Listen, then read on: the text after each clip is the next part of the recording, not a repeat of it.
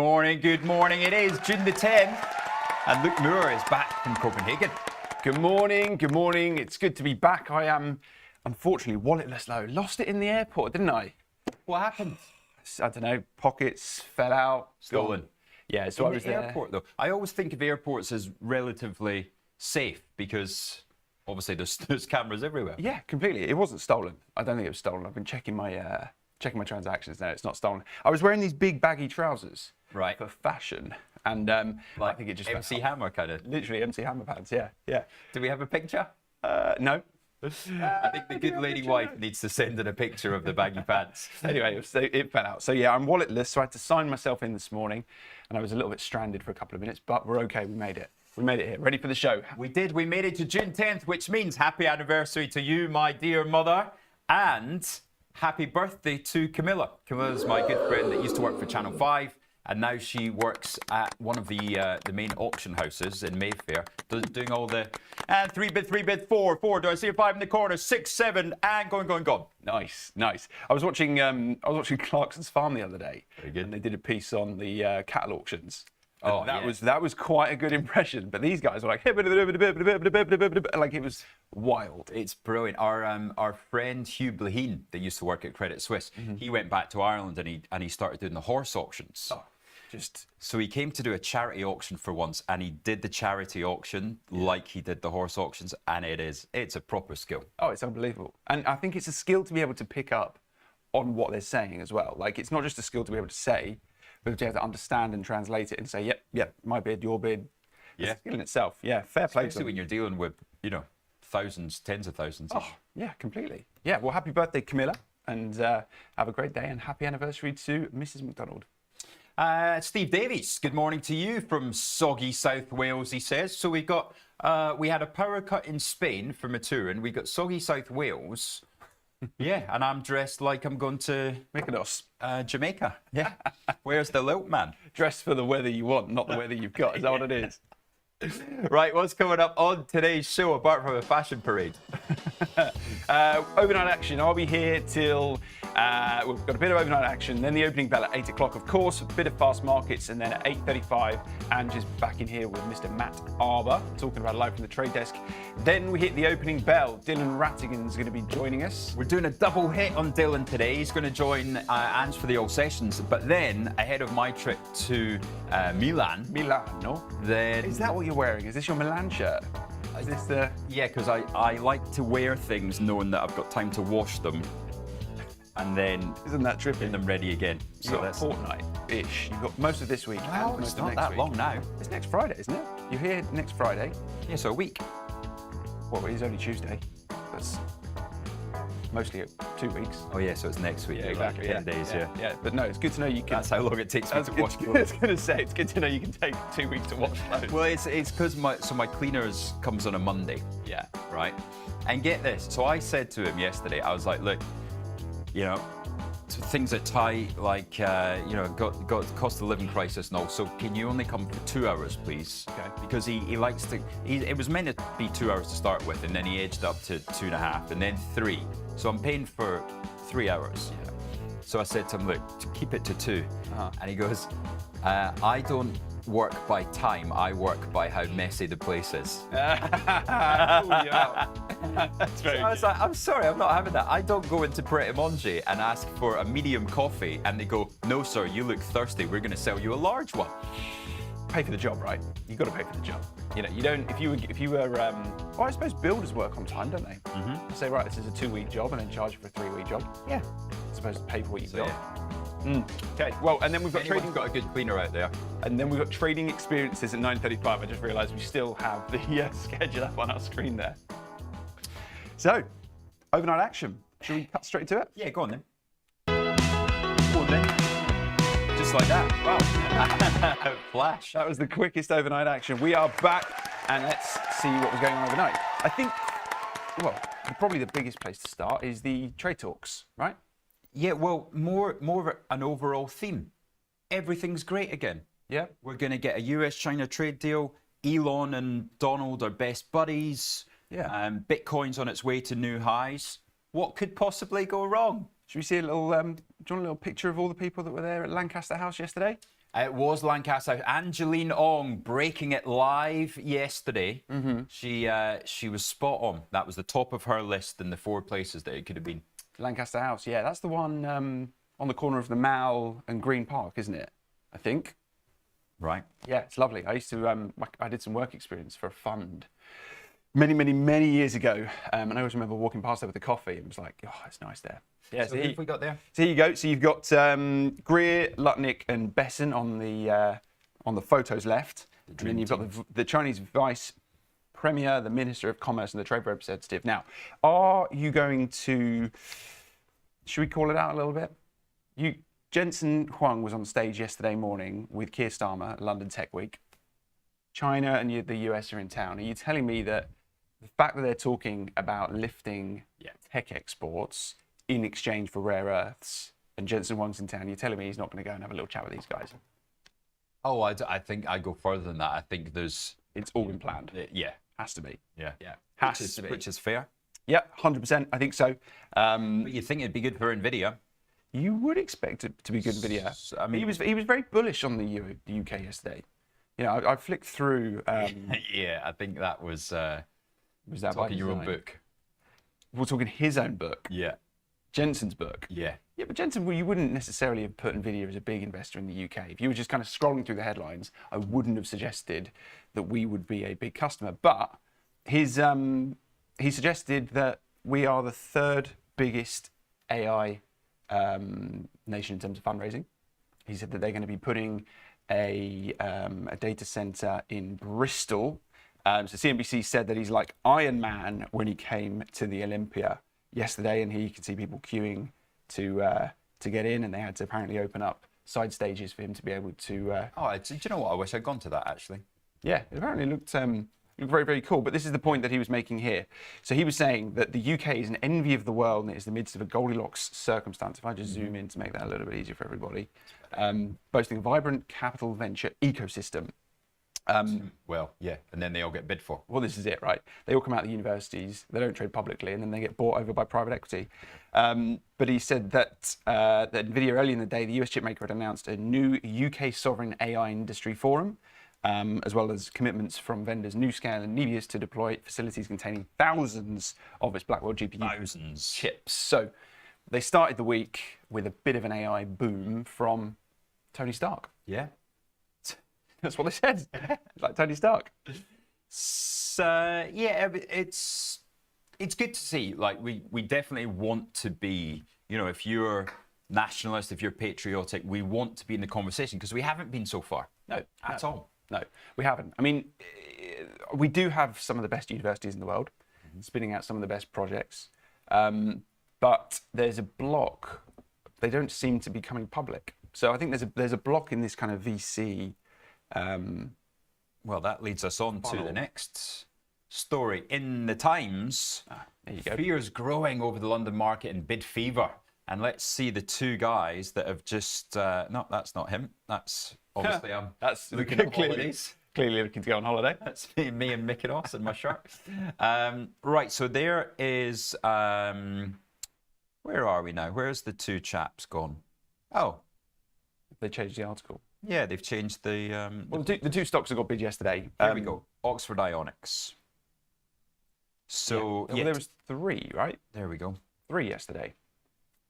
Yeah, 1.2 billion, I think it was. And these guys literally started 2019. Wow. And they're both out of Oxford University. Done. 1.2 billion. Thanks very much. Lovely. I mean, there was also Alpha Wave yesterday was bid for by... Ooh, I don't know Alpha Wave actually. Alpha Wave, 1 second, and then there was another one, Spectris as well. So we've had a couple big bids in the last couple of hours. Spectris was listed, right? Spectris is listed. That's a UK company. So is Alpha Wave. So Alpha Wave, Qualcomm. Qualcomm have bid for Alpha Wave here. So they've said that they've agreed to buy the $2.4 billion. Hang on a second. Yeah, here. So 2.4 billion UK-based Alpha Wave on Monday. So that was a 96% premium to the price that the stock was at on March 31st. Right, okay. Pretty impressive, given that's when they probably started working on it. So that's deal number one. The other one that we saw. Yeah, so if you want to go to, you see Spectris there, actually only getting back to where it was in July of last year. So, you know, all that glitters. It's another case. It's another case of we've got quality here, clearly. Yeah. Because how many companies in the last 12 months have been bid for and taken private or taken over to the US? And it continues to be the case. The problem we have is we can't seem to bloody hold on to any of them. Well, I'll tell you one that we can hold on to is JD Sports. And whoa, the boss has had a moan up this morning. So he's done one of these big fancy interviews. Right? A little bit. And he's the reporter Isabella Fish has gone up to Manchester to see him in the Trafford Centre, and he's welcomed her. He's complimented her on her shoes and, you know, a nice pair of campus Adidas she was wearing. Well, I was going to say, what would you wear to go and meet the JD boss? Because he's going to be looking. You know, he's going to be looking. Well, but it's actually interesting. Well, we'll go into that in a second. But there's two articles. There's one, a big interview with him, and then there's one about him bitching about the UK investment community. Well, how did that go? The last person that I think did that from that neck of the woods was Matt Mulder of what's the company that's MyProtein's parent company? Oh. If you remember it, it'll come back to me. But yeah, somebody will pop it up there. Yeah, it didn't do very well. So yeah, the problem that whenever a sentence starts with the problem with the UK stock market is there are too many short-term investors. Most shareholders don't play the long game. That's why we've seen so much take private activity. However, then he cracks on and he says he has a go at the chairman of Next. And he says the UK loves shares where there is no story, like in the food sector, where profits are always the same, but there's no risk. And he said, you need to promise nothing and just deliver something and they are all happy. And that, of course, is because Simon Wolfson always says under promise, over deliver. And as producer Phil's just reminding me, it's the Hut Group, THG. That's the one. That was the one. Yeah, typically. We've got Andrew McGill. Yeah, well done, Andrew. Yeah, it's not a good way to win over investors. Is to basically just call everyone out. I don't think so. But what you heard here first on the show is now backed up by the Times and Isabella Fish saying, nice sneakers, gazelles along with the Samba style have long been the biggest trainer trends of the past few years, although their ubiquity now makes me feel slightly off trend. Adidas is done. Yeah, there you go. The story's over. We've been calling it. Boom. We've been calling it. Yours. What do you buy instead, though? That's always the question. Yeah, Nike's probably just still a couple of months too early. Yeah, I think so. Just straight short Adidas. Gets you instead of being short the DAX, short Adidas. Maybe even long the DAX, don't know. You can't play your pairs trade. Oh, you probably could, because it was a sell Adidas buy Nike, wasn't it? If I remember you know, the video clip that you did that sometimes gets played. Yeah, sometimes, every day. Sometimes. Is it also worth having a quick chat on Apple? Yes. So Apple have got their developer conference, and you know that I like a little infographic on this show, powered by AI, of course. You need to teach Pete Ward about how to get these fancy infographics. Yeah. Well, if you listen to the Talking Shop episode last week, there you go. Little plug. Shoot from the was it 3.9? Is it? You'll see that you can do this very, very easily on a Claude or on a Perplexity. But before I do that, before I put this on the screen, I just want to show, if you can jump my screen on, a big thing that they did yesterday was talk about their liquid glass. And this is what they ran with. It's a bit unfortunate, isn't it? This is what they ran with. How many people do you think saw that and just signed off and thought this is a good, this looks good on YouTube? Anyway, right, that's enough of that. Google having a real laugh to themselves. Exactly, yeah. So what did we see yesterday? So I wanted to know kind of the stock obviously sold off 1.3 on decent volume yesterday. And it's worth knowing what was announced at the WWDC and what was not announced. And basically the kind of conclusion is they've polished things up a little bit without doing anything substantial. Yeah. So what did they do? Yeah, yet again, what have they done? They've liquid glass, so it's a visual overhaul. Your phone's going to look and feel different. Do not care. Boring. Games app. They're going to do a dedicated gaming hub across all your devices. Never play games. They're going to change the name of your iOS version to match the year that it was released in. Bore off. Who cares? What they didn't do is they didn't upgrade Siri. So Siri, like Alexa, is still a fairly dumb kind of call and response. Harsh. No, but it's a call and response type of question, right? It's not yet plugged into what I would say is a proper LLM and giving you proper conversational discussions. It's not. No. Right? That's what a lot of people were looking at. There was no new products, no MacBook Pro, no AirTags, nothing like that.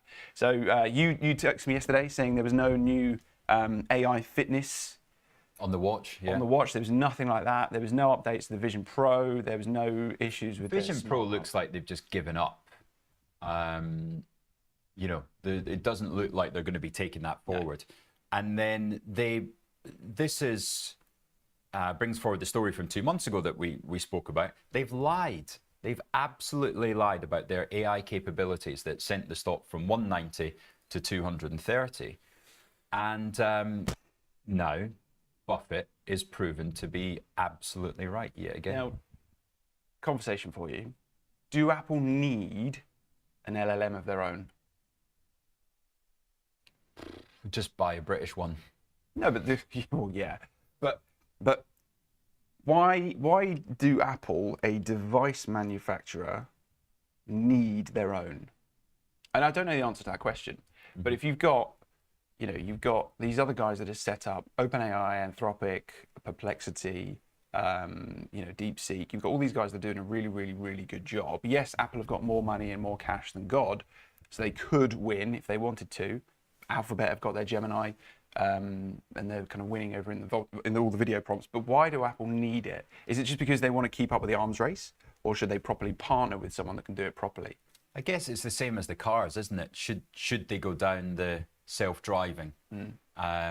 But he's just done absolutely nothing when it comes to innovation, and yet again, massive failure. I think he is the biggest. You're going to call him a grifter? No. Oh. He's just. I wonder if he sits there and thinks, God, I can't believe I've got away with just another release of the same phone. Yeah.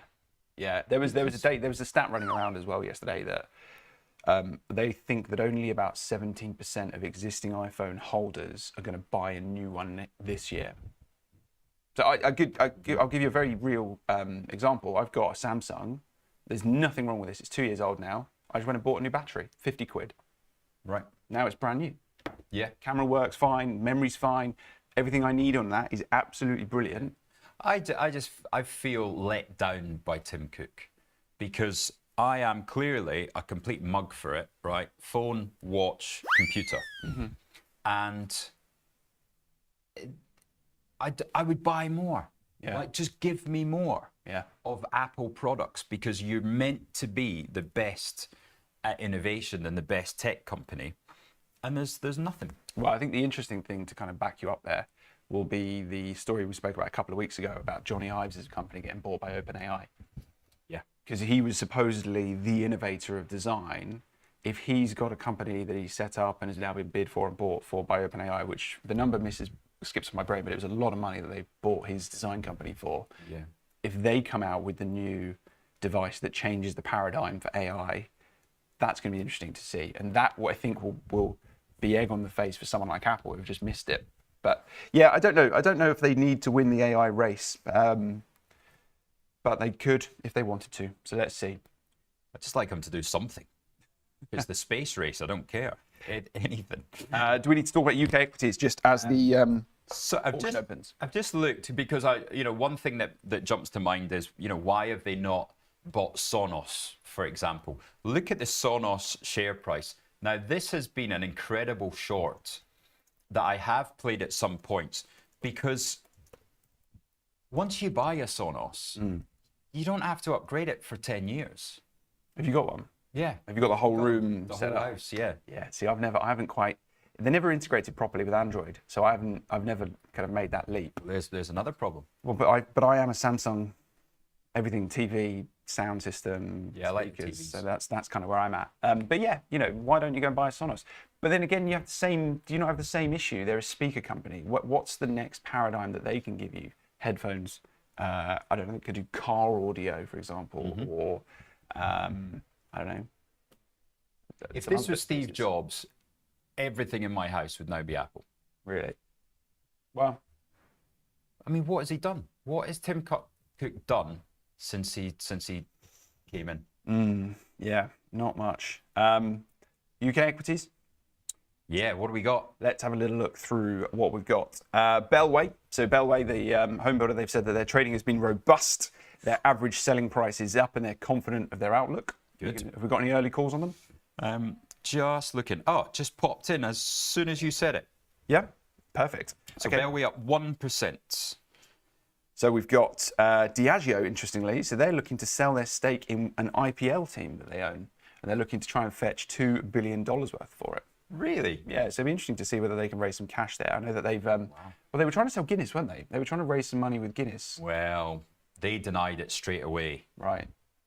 but it might have been a good idea considering the stock Yeah. below 20 quid again. We've got First Group, the travel company. Their strong numbers in line with expectations. Their earnings per share was Like it. comfortably ahead. Travel company. First Group, they are right. Well, bus. Buses, yeah, Yeah. travel company. Their earnings per share was better. Their net debt is lower, and they've announced a new 50 million share buyback. That's interesting. Up 2%. We've got Hochschild Mining. They've said that heavy rainfall has continued to impact their Mara Rosa mine, and as a result, measures being taken that they think will result in a significant reduction to output guidance. Not good there. I imagine they're called down. Yeah, I don't see them on there actually. Okay, we'll see if we can get something there. WPP, the FTC, the Trade Commission over in the US, is asking whether they're being investigated as part of some antitrust laws by coordinating boycotts of certain sites, including Elon Musk's X. That is according to the Wall Street Journal. And there's a small cap that I really like the idea of. Go on. You know that I've got that, one of my kind of longer term plays is the Seraphim Space Trust that I've got tucked away. A similar kind of name, Filtronic, a smaller cap company in the UK. They've just been awarded the biggest contract that they've ever received from SpaceX, Wow. worth £24 million, expected to be materially fulfilled in FY26. 5%. Filtronic up Filtronic. 5%. Now look at this, Jonathan Aylward. Look at the Rolls-Royce RNS. Is this the one you're talking about? So buyback there. They've bought back some stock, but there are other news stories as well. To build small nuclear reactors, is that the one? It's got to be, surely. Well, because don't forget, what we haven't spoken about is we're getting a spending review today from Reeves at 12:30. We'll talk about that once the market opens. This is great news. Britain has selected Rolls-Royce's SMRs to build the country's first small nuclear reactors. There was a competition and people were putting their bids in. This is good news for Rolls-Royce. Congratulations. The government has pledged £2.5 billion for the SMR programme. Congratulations to them. Of course, what Reeves is going to announce today, and I do have another infographic for you after go on then. closes. If I can find it. Tell you what, we'll let's do it after the close. break. Yeah, we'll have a quick 2-minute break. Also, tomorrow, just on the subject of buybacks, we have London, perhaps the world's expert on share buybacks coming in. He's going to explain everything. Ex-managing director from Goldman Sachs, Michael Syme, coming in tomorrow to talk us all about share buybacks. Lovely. We'll see you in 2. Nice.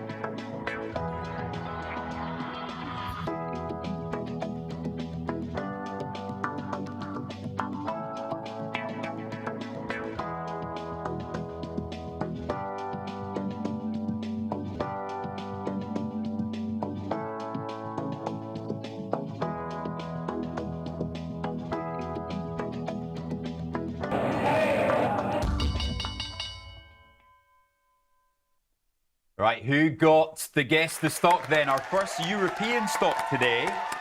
I haven't seen anybody put it up on the chat yet, so let's get it back up and see. Do you want to give them a bit of a clue there?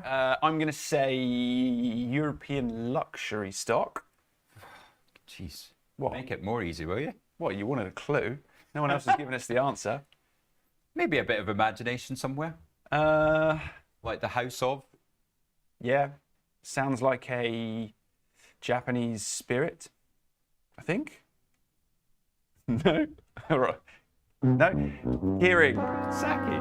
No, Kirin is an Asian Kirin. liquor. It's a beer. Kirin. Is it a beer? Yeah. There you go. Okay, 10 seconds to the bell. Where is it? Blind. Right. It's not even a slow news day. Let's go. What's Rolls Royce going to do on this open? I am very excited for this. It's looking up 2.4% in the auction. We're going to late open today, though. The stocks are still asleep. We're open up 0.7%, open at 891.6, now trading 893. Ooh, what does that tell you? Well, it's had a run. It has had a run, but it was indicating up as high as 4% in the auction, and it opened up 0.5%. So it is better to travel than arrive, people. It is better to travel than arrive. Up 0.5%. Disappointing given how good that news was, really. I'm tempted. So my old trader hands would short these here for the very fact that they haven't opened well on the back of that. Well, what's their market cap these days? Because it's a 2.5 billion contract. So if you just purely look at the numbers, you should be able to calculate exactly what it is. But there was also like a 80% chance they would get it. Yeah, there was not many other companies in the UK that could win that, right? No. Right, elsewhere, we got Persimmon up on the back of Bellway reports results, I would imagine. Imperial Brands smoking up 1%. And Tesco, unstoppable, up 386. JD Sports CEO will not be happy at that. No. What do you do if you walk in and start to call everyone out? They buy other things. The BP 367. It's been very, stable around that 360 level, hasn't it? Considering oil's gone up about 4%. I've just got the numbers. So Rolls market cap is 76 billion. So 2.5 billion just in pure cash terms. It's not huge relative. It's just sales though, isn't it? Yeah, not relative to the size of the company. What else have we got there? Aston Martin up 2.7 from Phil in the gallery there. Aston Martin, people are buying the stock. Oh, why is Aberdeen up? Let's have a look. Aberdeen absolutely off to the races, up 5%, 195. Worth taking a look at the chart on that one because what a performance that's been. Look at that, absolutely one-way traffic since the lows, and since they got their vowels back. Since they got the vowels back. No news that I can see apart from there were some details on a TR1 yesterday. Let me just have a quick look at Well, this. congratulations everybody up at Standard Life up there because that is a real comeback. They've had a year and a half of, you could say bad publicity, money flowing out, and eventually, at last, they've managed to break out of that £1.80, £1.85 level. So that is an incredible rally as well, considering £1.20. We've had over a 55% rally from the lows. In 2 months. Yeah, it's amazing what some vowels will do, isn't it? Oh, silly. No, well done to everyone up there. That's good to see a local British company doing well. Bellway up 3.6 on those numbers this morning. We thought they were going to be good after they've reconfirmed their guidance and expected positive on their outlook, which is good. I tell you what's had a proper bounce is Canal Plus. That has really motored as well. Everybody caught sleeping on that one a little bit. You had your opportunities down at sub 180, and that's now 20% higher. How's that performed since the split? Is that the all-time chart? No, we can go back a little bit further because it came down from about 40, I think. Yeah, unch, basically. Yeah, there. The only reason, it's come down a little bit. The only reason why I say that is one of the things we didn't discuss is Warner Brothers are doing a very similar thing. So they're going to split their TV networks and their streaming business in half, and they're going to list both parts of it. So I wonder if they've learned from this. The parent company was Canal, and then they listed all the subsections, right? Vivendi. Vivendi, that's right. Yeah, Vivendi. Sorry, did you get the upgrade? JP Morgan upgrade Aberdeen. No, I didn't. Right, JP Morgan upgrade Aberdeen to overweight. They've done a Ronnie. Solid. So, Ronnie, why is Ronnie the upgrade? I don't know that one. Underweight to overweight. Underweight to overweight. What about in Europe? Shall we have a look at Europe? Because Rheinmetall is getting. Maybe that's why we've seen a bit of underperformance in rollers there as well.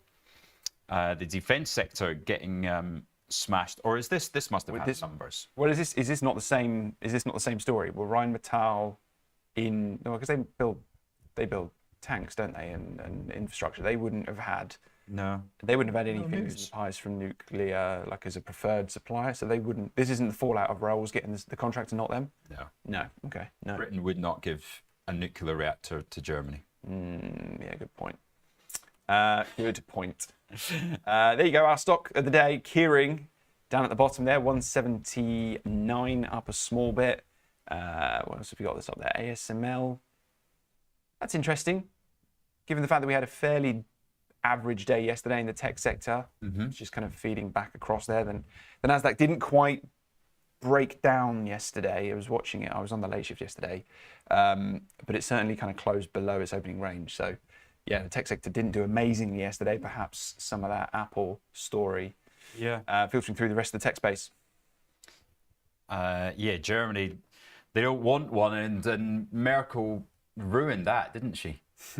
The anti-nuclear stance after Tokyo. Yeah, I don't know. What was the Fukushima. Nice. In the small cap world, one of the comments I saw on the chat there was about Helium 1. They had a story this morning that we didn't talk about. In the small cap world, they're up about 3%, not huge.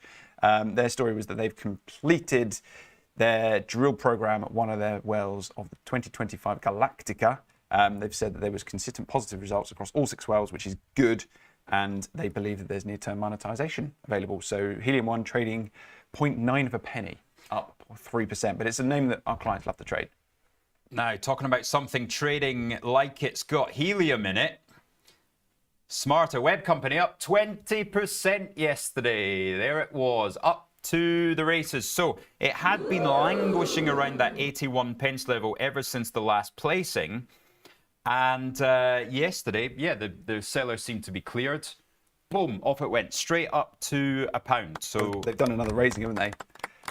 Or no, not necessarily a raising, but they've announced that they purchased another 45 Bitcoin. That's what it is. So they've now got a total of 168 Bitcoin worth 13.1 million. So there we go, 168. So, and then there's still the cash. How much is that? They've spent 3.5 and he raised 13. So he must have at least another 11 million. So you've got, 13 sterling of Bitcoin and 12 million of cash, so 25 million. And now it's 168 Bitcoin. Nice. Sorry, that's what I'm saying. The NAV is the Bitcoin plus the cash, so it's 25 million. Yes, so it's still trading at a huge premium to its NAV, I'd expect. Yeah, well, that's the model, isn't it? Yeah, that's the point. Yeah. So is it 8 times, or is it? Because that's at 200 million market cap now. How would you feel if you started off with a 10 million market cap and 6 weeks later you've grown a company to 200 million? Yeah, not bad, eh? Shareholders would be pretty happy. Incredible. Right, Andrew McKelvey saying, "Oi, Rich, what are you talking about? Rolls-Royce not performing? They're above £9. It's woken up. Somebody hadn't seen the news, maybe. Like us. There it is, £9.01. So Rolls-Royce up 1.4%, £9.01. FTSE's looking decent from that this morning. Actually, you got some good performance. So we have a look at the full futures. Oh, still got Lululemon up there from last week. Yeah, or just before we do you want to have a little look at... no, let's do this first, and then we'll go back to Reeves today. Yeah, there we go. The FTSE, big outperformer. It felt a bit like that this morning. A 60 basis point outperformance against Germany. It's pretty good. Yeah. It's pretty good. Where are we now relative to highs? We've got to be getting near. Yeah, we looked at this yesterday, so it's 8,917, I think. Oh, we're not far, So are we? we're 0.5% off the highs. Not far. For the FTSE. Yeah, it's going to come quick. What else is going on in the commodity space and in the FX space? Let's have a quick touch of the macro. Well, we got bit of a mess there. There we go. So, yes, almost at 65 for WTI. Is that the top of the range? Considering that the world's all in perfect alignment again. I mean, let's pull up a chart. Let's take a little look at it because I think we discussed either last week or the week before when I was on. The world wants a lower oil price, right? You can tell that by the way that OPEC is continuing to pump, by the way that drill baby drill is happening. Yet we saw a little bit of that dip, but yeah, there you go. It seems right. We're back at the top of that range from April. Interesting, really. I'm surprised that it's so strong, considering we know that there's a supply. We know that there's going to be more supply coming on, and the demand story. Having said that, everything else in the world has recovered to pre-Liberation Day, and oil's the one that hasn't. So maybe there is a sort of 67 in it. 67, 68. Yeah, perhaps. I don't know if I'd be going max long into it though. No. I mean, maybe try and trade a little bit of a breakout, put your stop kind of 64. We're at 64 now, aren't we? Really, maybe 63.5. Where are the wicks on the kind of mid-May candles? Maybe around there, just to see if it squats back in and doesn't break out. Yeah, not with any conviction though. Maybe sell calls instead. Yeah, sell a strangle. Yeah, maybe sell. Yeah, maybe maybe like a 72. Maybe it's too wide. Like a 68, 62. Strangle. 68, 62. Let's have a look at that. Oil, crude. How many days away are we there? Let's look at about a month out. So yeah, 62 you get 2.5%, and then the 68 you get another 2%. So 5%. Decent. That's not I'm bad. going to do that in small size actually. Look, Moore. Yeah, there you go. There's a trade for you. 0.5. So selling the 68 calls, and then I'm going to go a little bit lower down to the 60 level and wimp out on that side, because Drill, baby, drill. The supply story, the supply story hasn't changed since we last looked at it. We think that there's still going to be I'm not going to say it's a deluge, but there was a surprise supply lifts over in OPEC, and that's been bought up, which is interesting. Yes, shall we talk about today's spending review? Are we done talking about markets moving yet? Shall we? Yeah, go on then. Oh no, actually, Maturin, you've just flagged. Let's have a look at that FTC, the Filtronic, the stock we said at the start. FTC is no good to me. FTC up nearly 10% now, 141. Good for them. Filtronic, yeah. So to give some more context on that stock, this is a UK-based company that's going to give you exposure to space. Let me just bring this up on my... Final Frontier. Can you bring it up on your screen, actually, because your charts are all set up for it? FTC. Don't need me. Filtronic. Yeah, they are a communications based company. What a... And I've just had this... Beauty. Well, the interesting thing about this space industry is it's been picking up a lot of the defence spending boost, and we know that space is a priority once all these trade issues kind of work their way out. It was a big thing that he ran on. If you remember, he visited SpaceX several times. Right. He definitely wants to be at the forefront of this space race, more so than China or the rest of the world. So Filtronic have just received, as I said, a £24 million contract, which is an irrevocable order and the largest in valuation to date for the supply of its market-leading power amplifiers.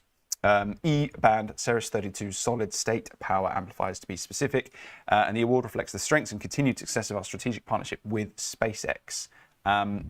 So yeah, if you want to try and get some exposure to a UK-listed asset that gets you some exposure to the space sector, of course, there's Investment Trust, Seraphim Investment Space Trust, and Filtronic. It's some interesting stories out there. There are some interesting stories out there, and if you want to hear more of them, then subscribe to the channel. So we're on 924. Hang on, so what stock are we tracking now? Because that's higher than the Scottish mortgage price. No, it's not. Yeah, it is. No, it's not. Sorry, you're right. Scottish mortgage is outperforming our subscriber base. You should be happy. Yeah, well, we're above 10 quid again. We've been flirting with it for a little while, but I wouldn't say it's a convincing break just yet. So we are chasing. We need 1,000 by Friday. The soft limit is Sunday, because that's when Sophie Cocker presses the button and does the performance week on week. Okay, on Sunday night. So we're judged on Sunday, but we really need it by Friday. But look, where else do you get a conversation where you tell us about the Rolls-Royce news, because we missed it and we're very honest about that, and then we did the research, we went away, we looked into it, you found it out, and then we look at things like Filtronic in real time, we look at SWC in real time. We don't get this anywhere else. You have to like, you have to subscribe. And you hear that there is a wallet full of cash somewhere in Copenhagen airport. It's like that game that you get on social media. It's like somebody's hidden a couple of €100. Yeah. And then you have to be the first one to find it. Do you know, I will give it to the Danes. They've actually got a lost and found database on their website. So they will list everything that is on there. Like there's earbuds, and if you can send them evidence they're yours, they'll send them over to you. Right. They listed Black Wallet yesterday, and I got very excited. But apparently it's not mine. Very upsetting indeed. But everything's been cancelled. There's no cash in it. That's the guy that's nicked yours, just chucked his own cheap one away. Right, we're going to go into fast markets in a couple of minutes. Join us. Welcome to the exciting world of options trading. If you're looking to add a new dimension to your trading strategy, you're in the right place.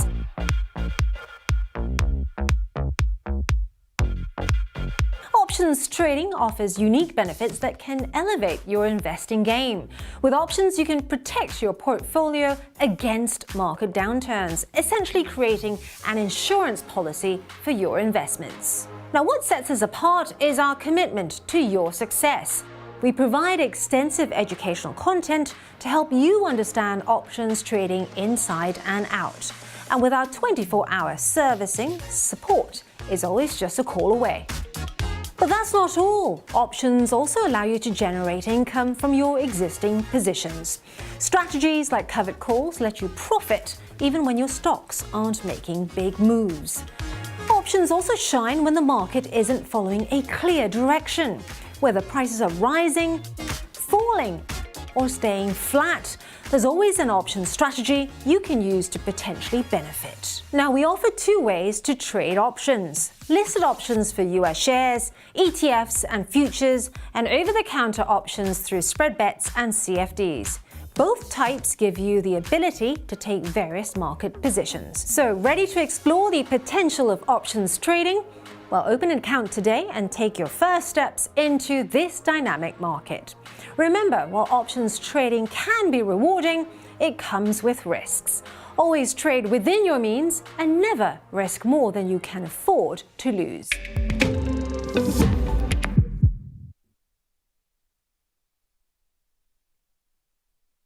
Tasty Live's godfather of options, Tom Sosnoff, is grabbing his passport and taking this show international. He'll be joined by IG's Rich McDonald in London and Milan, along with special guests at each stop for an evening of live trading. It's fun, challenging and moves as fast as the market. Doors open at 5, with trading starting at 6. Come early and have a pint or glass of vino with the boys. It's totally free, but space is limited. Register at tastylive.com/events. Options just got molto interessante.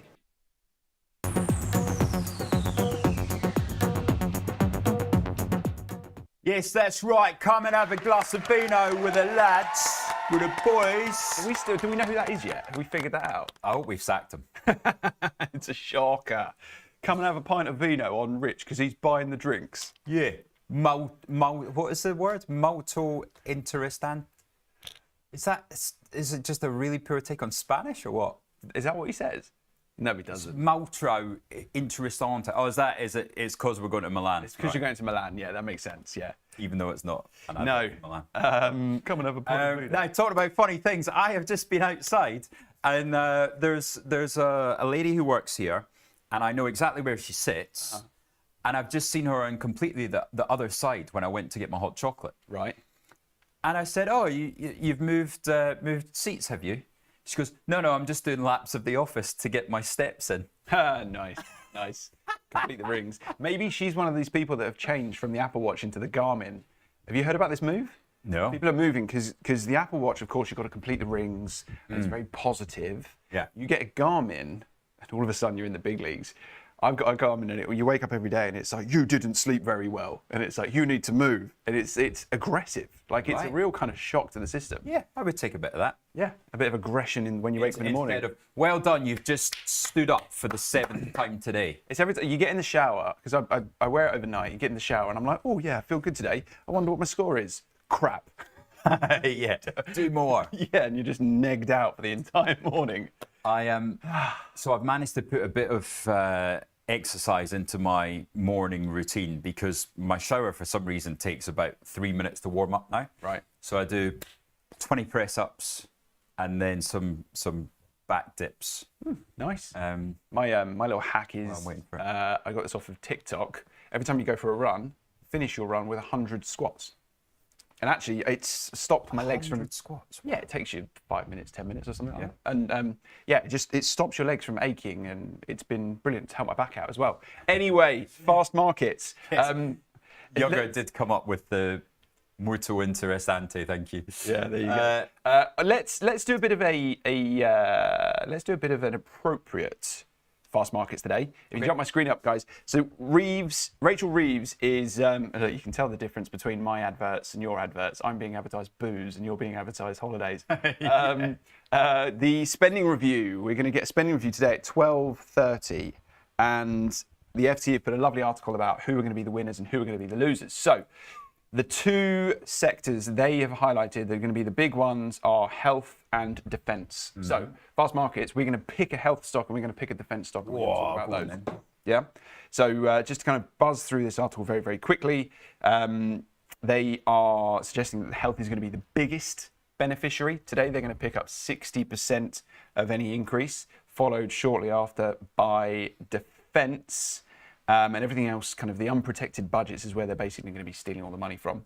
I was going to say, and the reason she can do this is because the rules don't apply to long-term spending now. Is that right?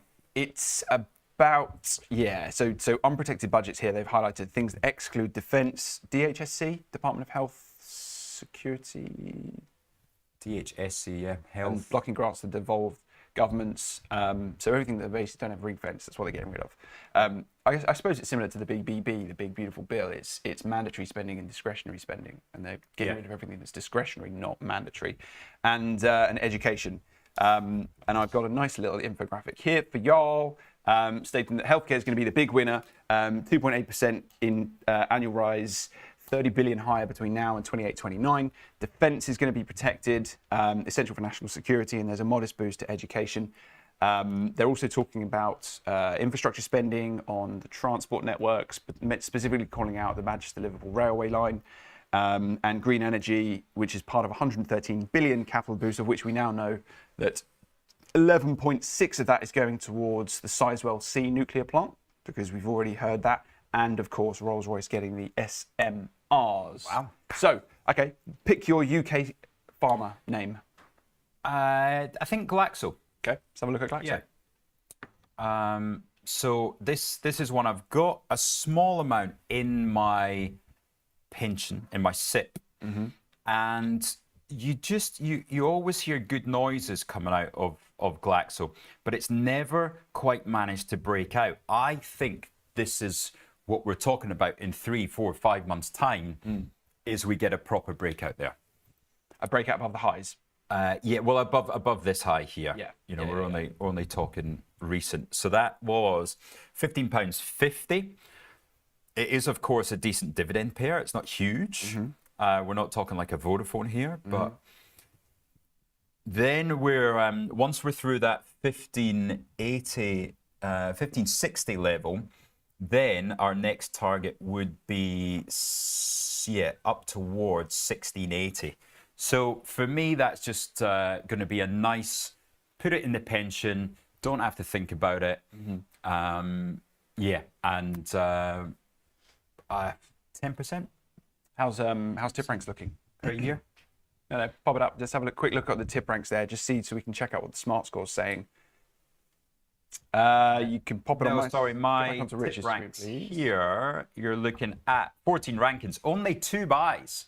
See, it's not that well loved, and it is an 8. And you can see why it's not well loved, because you've got people like Deutsche Bank are saying that there's no love there for it. 14.50 target. HSBC guy hates it, £11.70, and Exan on £13.50. So Flick back onto the smart score there, because what is interesting when you look at the smart score, I know we've looked at it before, but what the smart score is effectively your quant. So this is using these 10 different quant edges. And it's interesting. So they've said that the crowd wisdom's really positive, the return on equity is really positive, and their assets are growing. So the business is performing well. But some insiders have sold some stock over the past 3 months. So 1.2 million shares, 1.2 million pounds worth of stock has been raised over the past 3 months. but is that from their wage packages, from their bonuses? Yeah, difficult to see without some further research. It's like, you know, if staff at Credit Suisse, every time they sold stock, then it came up as a potential negative on the stock, then they would have done very well from it. Yeah, probably. That was our rules at Credit Suisse. Whenever you get your bonus, whenever stock comes up for you able to sell, out, gone. Don't even think about the price. It is just gone. And it did a lot of people a lot of goods. Just to chuck it. Yeah, because we all learned from Lehman. Poor guy called Kim Barrett had never sold a share. And he'd worked, I think he was 52 in 2008. And, just horrendous. Well, I've never sold a share from being here 11 years. All-time highs? Yeah. Can't talk about that. Let's look then, in the last 5 minutes, let's look at a UK defence stock. We've already spoken about Rolls-Royce, so why don't we look at someone like a Babcock to see what they're doing. I already had BAE loaded up. Oh, well, no, let's look at BAE. No. Let's do both. Let's look at both. Babcock is far more interesting. That is far more interesting. Go on, what do you think of that? I mean, seeing those last 3 days, is this a travel and arrive type of scenario, perhaps? Or is this just you look for stocks that are in an incredible uptrend while the macro is wind in your sails and continue to allocate to it? See, this is the bizarre thing. I could see myself buying the Wisdom Tree European Defence ETF, but I couldn't buy any single names. I think the single names now look overbought and they look risky to me. So I think your room for error on one of them is dangerous. So therefore, why bother? Why not just diversify and go, through the whole, get the whole theme. Do we know what the weightings are on this? Do we know what it is? Yeah, so it's in it. 13% Rheinmetall. Okay. But the beautiful thing, big beautiful thing, is that it's actually focused on names that are specifically European and specifically defence revenues.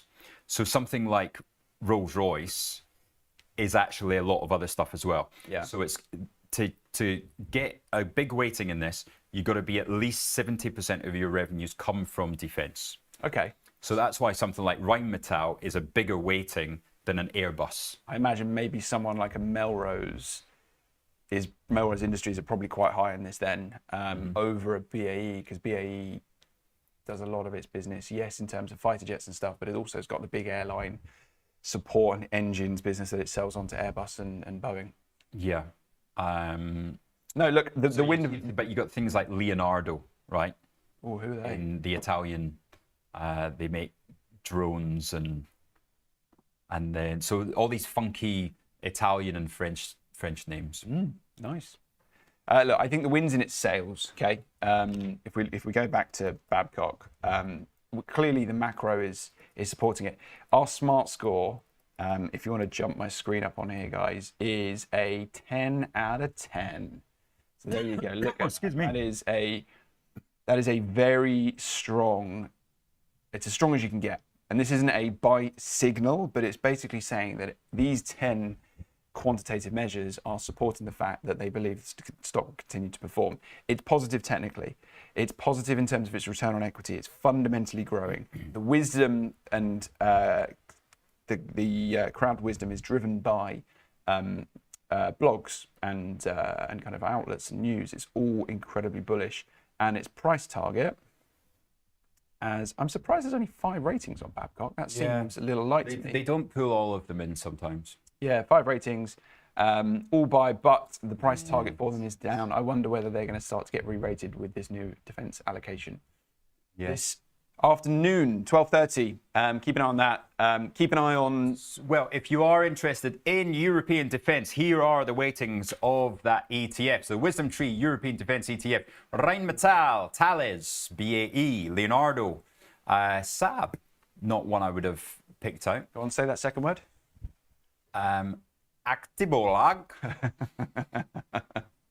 Well, we need Ronnie, don't we? Yeah. Safran, Kongsberg Gruppen. Kongsberg Gruppen and Hensoldt. And Hensoldt. Yeah. There you go. Yeah. Okay. Yeah. So you buy diversification so that you don't get left. I mean, if one of those stocks starts to come back aggressively, you're not going to see the same reaction on the ETF. One of them drops by 10%. This will be correlated, but you're not going to get exactly the same move. Yeah, I'd say which was shown today, right? Because Rheinmetall's down 4% and this thing's down 60 basis points. There you go. Exactly. Yeah. There you go.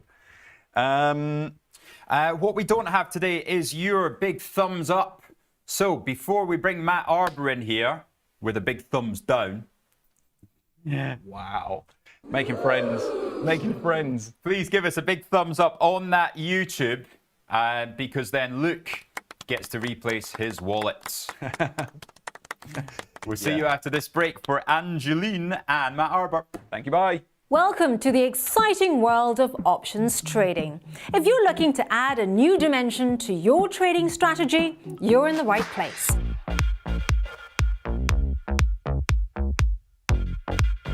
Options trading offers unique benefits that can elevate your investing game. With options, you can protect your portfolio against market downturns, essentially creating an insurance policy for your investments. Now, what sets us apart is our commitment to your success. We provide extensive educational content to help you understand options trading inside and out. And with our 24-hour servicing, support is always just a call away. But that's not all. Options also allow you to generate income from your existing positions. Strategies like covered calls let you profit even when your stocks aren't making big moves. Options also shine when the market isn't following a clear direction, whether prices are rising, falling, or staying flat. There's always an option strategy you can use to potentially benefit. Now, we offer 2 ways to trade options: listed options for US shares, ETFs and futures, and over-the-counter options through spread bets and CFDs. Both types give you the ability to take various market positions. So, ready to explore the potential of options trading? Well, open an account today and take your first steps into this dynamic market. Remember, while options trading can be rewarding, it comes with risks. Always trade within your means and never risk more than you can afford to lose.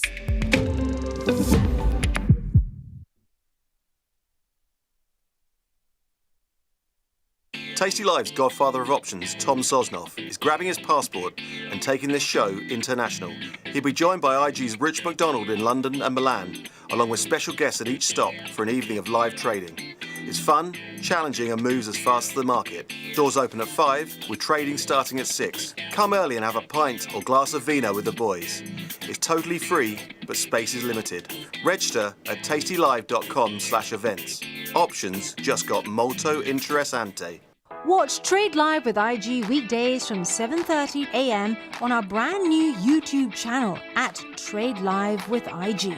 As well as the live show on our new YouTube, you will find our full beginner's course to trading options, daily YouTube shorts of all the action that happens after the show's finished, and Trade of the Week and Psychology of Markets. And don't forget to hit those like and subscribe buttons for more exclusive trading content.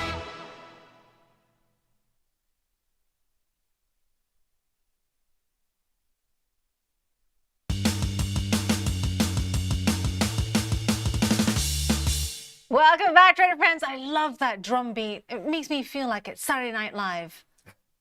Exciting stuff. The kind of thing that gets thumbs up. Yeah. Slam the like and subscribe button because Matt was a bit hurt when he was out there listening. Yeah. When Rich said thumbs down, It's sort of, took a shine off things. Anyhow, how are you this morning? I'm very good. How are you, Matt? Yeah, How are good. things on the volatility desk? Yeah, well, it was quite quiet yesterday, although markets creeping upwards again. They are creeping up despite these, tariff talks, US-Chinese officials. Does that mean good times are back? We're about to start seeing markets ramp up again. What do you make of the talk so far? We're no ramping, is it? It's just a slow climb. If in doubt, just trend slightly higher. What do I make of the talk so far? I don't know. I don't know what of substance has come out really. Well, let's bring up the special chart that I have put together for you. Let's have a look there. Is that zoomed in enough, trader friends and producer Phil? Well, there we are. Right, so as we know, lots of people. I like MS-DOS. I like old school. It's old school. It's almost like it's going to be on computer paper with dots down the side. There's one. Bring back the telegram. Rare earth minerals. This is like the key, the crux of all the talks, right? So far, seeing China making sounds like they're going to agree to resume these shipments, and both sides still on hitting the pause button so far. So really not seeing any sort of advancement of regression, shall we put it. Also, we saw Scott Bessent, Lutnick, Greer, and also the Chinese side led by Li Feng there. Both sides, exuding this optimism, right? Big, strong handshake were the words that were used to confirm commitments on. Sounds like a Trump bill, doesn't it? It does. Strong handshake bill. Yeah. Come off that chart, people. But what is, most important, I think, to me, and I'm going to show you another old school. I'm going to zoom in here. Show my age now if you're going to look at those fonts. But, taking a look at how much in terms of rare earths, right? So I've put together the sectors that are very reliant on rare earths. So consumer electronics, our phones, every laptop. But of course, rare earths, this is the problem of the West's own making. Rare earths are dirty to get out the ground. It's not like they're not any rare earths in the West. It's that we shut down all the mining of rare earths. Exactly. So, this, again, we've talked about it before, the long game that China have played. You can't just ramp up production of rare earths, and, particularly in a lot of Western countries, there's a strong environmental kickback against what's involved in getting the stuff out the ground. So, controlling the supply and dribbling the supply, and it's still very much in the Chinese interest to do what they're doing. You don't want to make the enemy saying we're shutting down, but they control, and the longer you're there, being the only people getting the stuff out the ground, the longer you control the market. This is. Matt, totally right there, and we haven't planned this, by the way, because he doesn't know what charts I'm looking at. So that nano chip that I've put on your neck seems to be working. I just love trying to bring in some of my geological background into... Do you have a geological background? Geological background? I've got a degree in geology. Amazing stuff, Which brings me to, let's whack up this chart. It is absolutely on the money. It's not about who's got these minerals, the rare earths. It's about who's put in the money. Which government has put in the money to make these big holes in the ground, to dig this stuff up. And we know that, you know, that's why there is that big race, you know, to, you know, as polar ice caps melt, that's why lots of people are racing there. Places like Greenland, places like, I kid you not, I have been to the Greenland Investment Summit and the Mongolian one as well. And it's all about, you know, whether or not they can get the Europeans to invest, but you know the Chinese are ever ready because they have all the expertise. Completely. But the issue is the staff that they'll bring over will unfortunately outnumber the Greenlanders, and so hence, you know, that discussion is Very interesting rocks in Greenland. so, you know, China's rare earths production still is double the rest of the world's combined production. So there we have it. Lots of people coming up here on the chat. Raoul said, I thought we didn't need rare earths since we're all going to get around by They're bloody electric bikes though, aren't they, Raoul? That's the problem, and you need them in your batteries. We do, and also they are really dangerous. My dad recently just got... unfortunately, thankfully, all checked out here. He's not hurt, but he was run down by one of these delivery people on one of these souped-up bikes. But let's take a look at how to trade this, because we have a lot of people asking me, how do we trade this rare earth situation? Well, then look at the car makers, because they will be the first to be hit if there is any tightening of rare earths. And so I'm taking a look at some that have already been hurt by this. So Ford, Ford? The car makers are generally buying the batteries wholesale from China anyhow. So they, you know, as far as I understand it, then they're not doing the battery research, a lot of them themselves. Batteries are the second part of the production. So yeah, and also, you know, most of these cars these days are so full of electronics, like moving computers, right? So they need a lot of that stuff as well. But also taking a look at not just Ford, but the European car makers, European suppliers have also been impacted. Japan's Suzuki as well in the US has been impacted. Chip makers, NVIDIA, also another one likely to be impacted if we see a you know, further worsening or squeezing of this rare earth supply. Conversely, if we see lovely deal announced, everyone's happy, the big handshake. Well, the market would suggest that no one's expecting this to reach an impasse and rare earth supply to be squeezed, are they? Yes. Nvidia trending up slowly yesterday. Tesla had a, you know, sort of a strong rally after opening softer yesterday.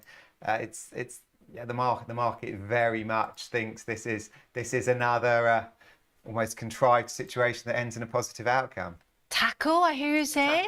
Taco. There we go. Yes, Taco at the Taco Tesla trade. Taco. Very much on yesterday. Let's have a look at Tesla. Right. So that spats seem to have been forgotten very quickly in the world of Tesla.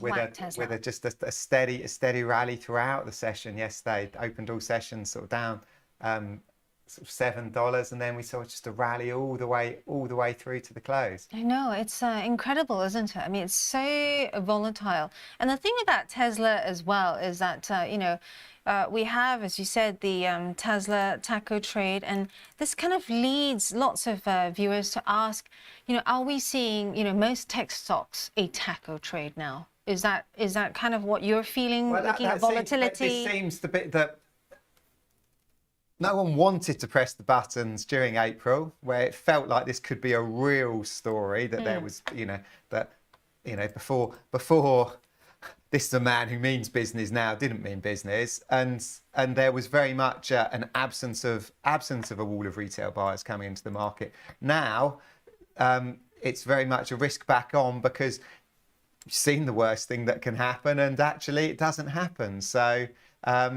you know, you're targeting highs again, and we're still off the highs on some of these bigger tech names, and that's very much seems to be the enthusiasm driving the market, that there isn't necessarily a source of bad news on the horizon. Taking a look at Tesla, we're now at the 314. Producer Phil, I hear you whispering into my ear, but Matt Arbor's dulcet tones overpower yours. Sorry, is it something to do with you know, just looking at some of the numbers here, and also indeed the you know, the turn around there from a technical point, you know, it's a really interesting one, because let's show you from a technical point of view that your chart is ruined by fallings out between the White House and Mr. Musk, aren't they? Yes. It's very difficult to read anything technical into that, given that over a 5-day time span, we've seen a 10% down move and a 10% rebound. Yeah, and also I'm sure that analysts who have been covering Tesla for a very long time are scratching their heads as well. We're seeing really volatile moves in the signal analysis on A-Invest as well. Those of you that use this particular data point, you know, buy signal now 5, sell signal now 2. Not too long ago that was a reverse. So it shows you the kind of volatility there in terms of this stock. And it's It's just interesting how the stock is so tied up, you know, in everyone's minds with the single person. Yes. You know, even Apple was very much Steve Jobs at the time, but it was nowhere near as sort of intrinsically linked to what Steve Jobs was doing. Yeah. And let's have a look at some other big ones that we need to get you across today. House builders. House builders, yeah. I'm going to bring up my strong again. What we talked about, MJ Gleeson with terrible profit warning last week, but house builders on the whole in the UK enjoying strong moves up this morning. Yep, just whacking up the house builders watch list there for you. Yeah, they are moving mostly higher today, but this all comes on very mixed data out of the UK economy. You know, UK jobs. We had that nationwide print not too long ago, off the top of my head, saying that house price growth did have a blip up, but it was you know, laced with a lot of, you know, still stagnant, still soft outlook going forward. Yeah, the UK very much struggling for growth still, and these lot of still overwhelmingly negative mood music. That it's unlike the US, where it's hard to see rates coming down quickly anytime soon. In the UK, it's very much a case of there needs to be some stimulus there. The cost of employing staff keeps on getting higher. We hear small businesses having to reduce hours. All these various things. They're not good. They're not good for growth, and we have a government that is desperately in need of some growth. Yeah, in a time when you know, in a time when it's been hit, you know, triple whammy, shall we call it? Not just COVID, then Brexit, and now you know, this lack of growth, and Keir Starmer, or second tier Starmer as he's called now, not seemingly you know, being very ambitious with any sort of growth plans, unless I've missed it. Well, well, because unfortunately, I suppose, and the green revolution hasn't happened. The green energy has proven to be jobs negative.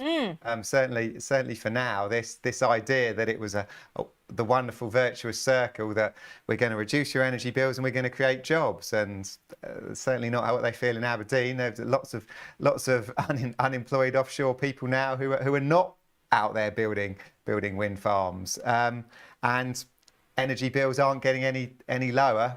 No. Comes back to the Rolls-Royce story. Rolls-Royce were always going to be. They were always on the preferred list. Everybody knew that Rolls-Royce were going to be one of the small nuclear reactor preferred bidders. But the whole idea that there had to be other people in the process, it's been a drawn-out process over, I'd say, 2 years. It's supposed to be 3 years for this to happen. And again, growth without doing things. You can talk about things doesn't produce growth. Yes, it's the doing. And I'm just going to whack up my screen here to show you exactly what Matt is talking about. This is, and I totally agree. I don't understand why they had to, you know, go around the houses, because there was clearly only one that could fulfill. Yep. Right, this project, this build. You often hear me talk about these small nuclear reactors. You hear me say the word modular because the whole point of this is they're not giant nuclear reactors. They're small, relative to the size. They can be built anywhere, and they have these shiny, a lot of Shiny. yeah, not shiny new thing, but they look a bit like cockroach eggs. Yeah. I'm being completely serious here. If you don't believe me, Google it on your screen, trader friends. And yet, of course, on the same day, the news that will overshadow this is that committing to building a new, what is it, Sizewell C, Yes. back with old Technology. PWR reactors, on an engineering project that we'll struggle to complete more than likely. Yeah, it's interesting, isn't it? Like when the world is going in the same vein, when the world is going towards drones and anti-drone technology, the UK then says we're going to buy submarines, people. We're going to, build, submarines. So Exactly, and it's almost nuclear's been the answer for a long time in terms of clean. Okay, let's not politicize things, but essentially has been an answer that's there. But they were better nuclear solutions, and everyone's worry with better nuclear solutions is the danger element. So you go for what has been proven to be safe, and we've discussed it before that it's a scale business. The more of these things you build, the more you learn, the quicker it happens, which the advantage the French had and the Chinese had with moving to nuclear. But adopting the new technology, starting that new technology journey more quickly, and not doing them as huge, large-scale engineering projects, you're more likely to get to the better iterations, I would suggest. yeah, and then I've just done the FNF11. Getting a clap from the gallery. They're getting a sarcastic clap, might I add. Just showing you what I mean here. And so the shiny surface at the top there is meant to make it look less ugly. So everybody wants one of these at the end of their garden. Yeah, I'm sure. Yeah. I'm sure it's far better than like of course. well, or Yeah. I've been to nuclear power stations before, and I get it. Well, Also, power stations in general are not attractive things. yes, What's it, a Didcot, which they've knocked down, which always used to go past on the train, and the great towers. What's the one that they've shut down already? But every year we have a perennial, like we're going to reopen it. And actually, there's a very strange cafe with train track up there. It'll come to me. But yes, as you can see here, the reactor or modular nuclear reactor looks like that. And Rolls-Royce has plans as well, Matt, to make versions that can be transported onto the moon, space, if it's not already there. I'm sure there's already a Tesco and Sainsbury's up there, Walmart even. And it's one of these great stories that's bubbled along for Rolls-Royce for a while now. Now we all know Rolls has been a fantastic performer in the London market over the past couple of years, following those COVID troubles, and the thought that Rolls-Royces could be back towards £10 is sort of unbelievable to those of us who remember it languishing around 80p in the middle of COVID. And this is almost I suppose one of those stories of putting capital where it needs to be. This was a company that technically wasn't broken. There was just a cash squeeze, and shareholders have been rewarded who backed the story. Let's take a look at the FTSE now, because we have seen the FTSE just quietly crept back up, hasn't it, towards the 9,000? Yeah, and it's basically at a very pivotal point now. We're seeing it close to breaching the highs March the 2nd. Same with all the other indices. It's this like slow creep back up again.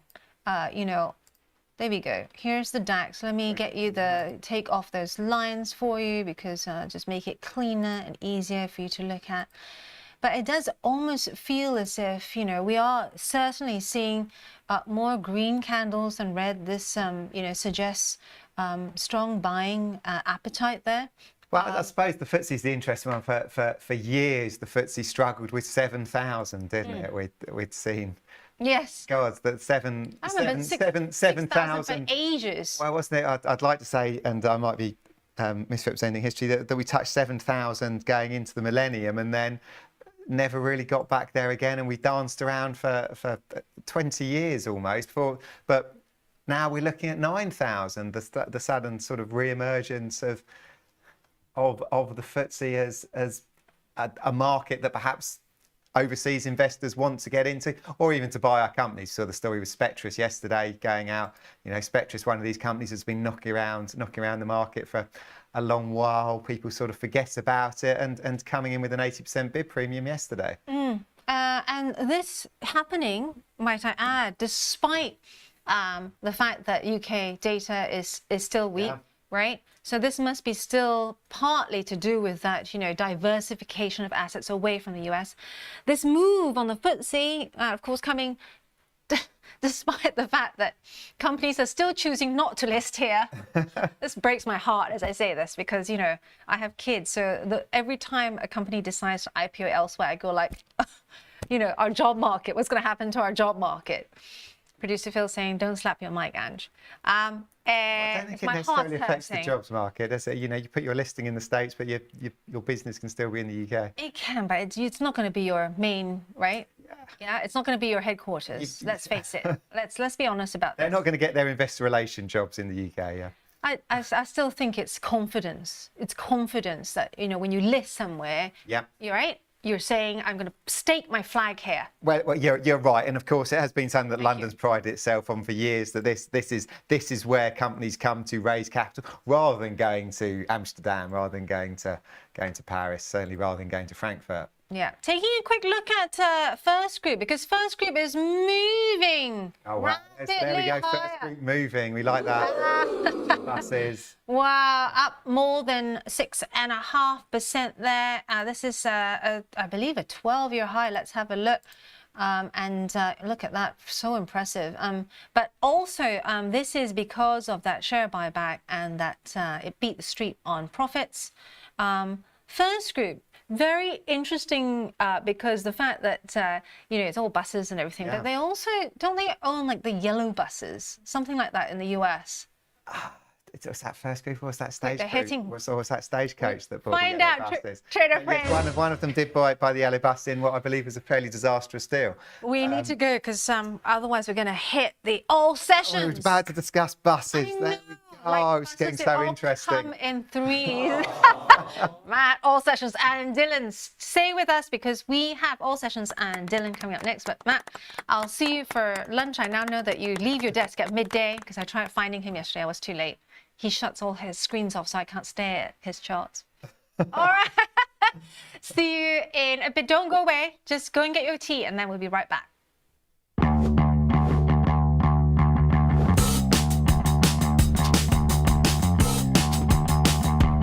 Bring me the next shiny new thing. Bring me the next shiny new thing. Bring me the next shiny new thing. Bring me the next.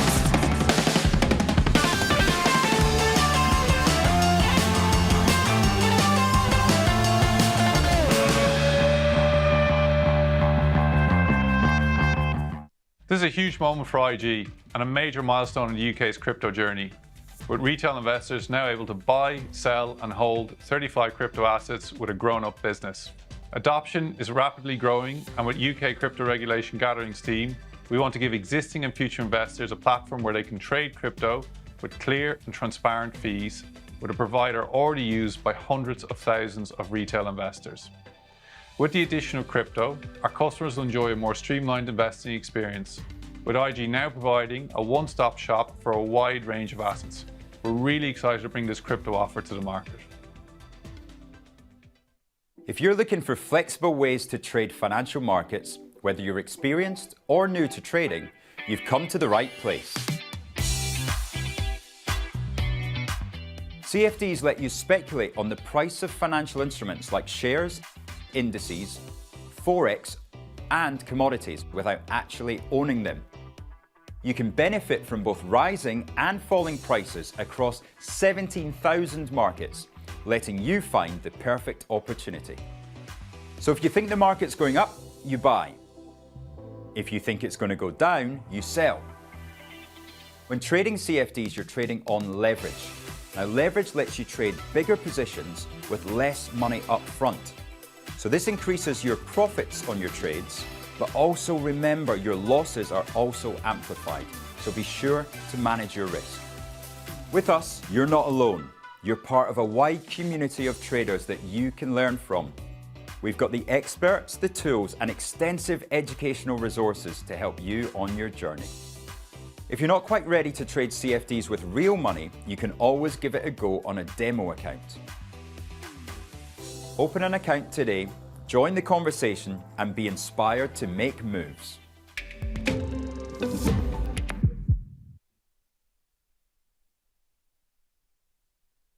Watch Trade Live with IG weekdays from 7:30 a.m. on our brand new YouTube channel at Trade Live with IG. As well as the live show on our new YouTube, you will find our full beginner's course to trading options, daily YouTube shorts of all the action that happens after the show's finished, and Trade of the Week and Psychology of Markets. And don't forget to hit those like and subscribe buttons for more exclusive trading content.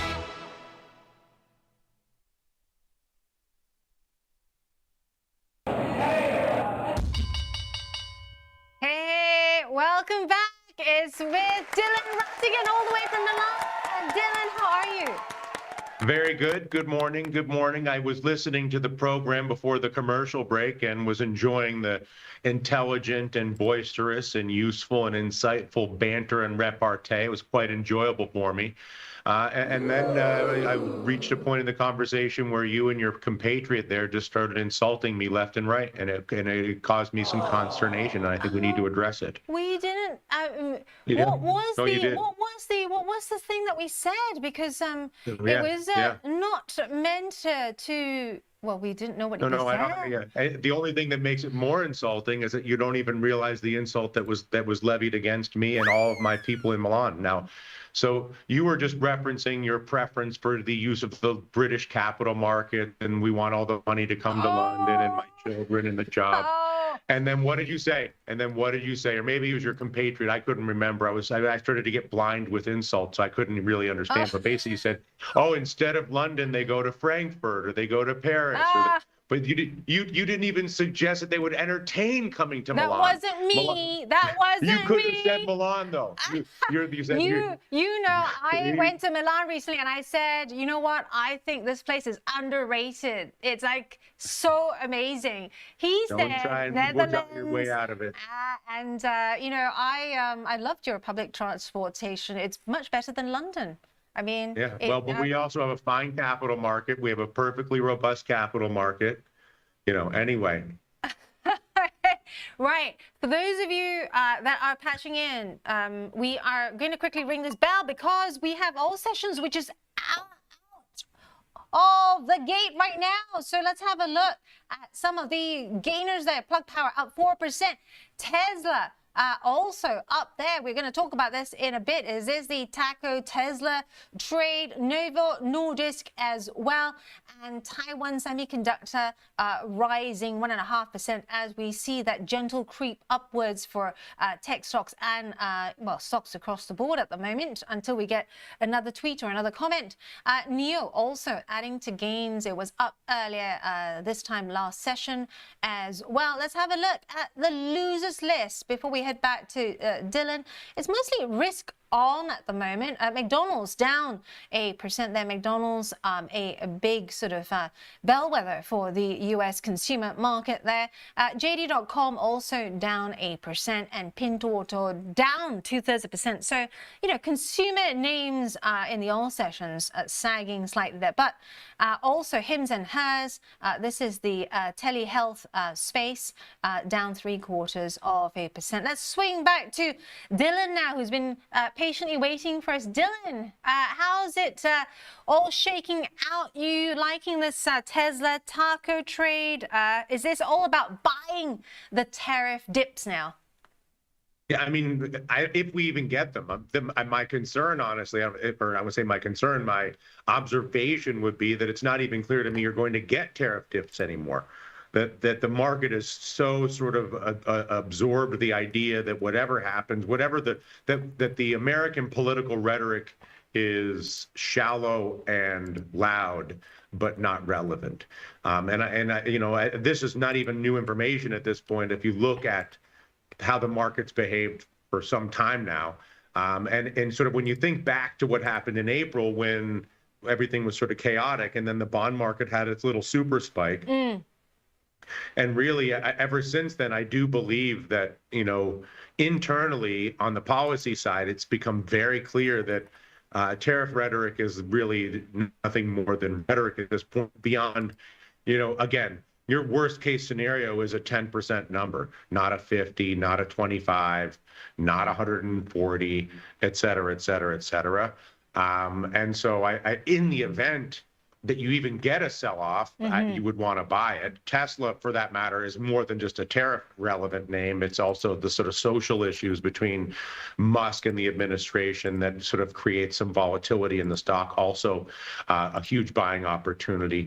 I think people we get so focused on artificial intelligence as the sort of flavor of the year as it relates to the vanguard or the cutting edge of technology.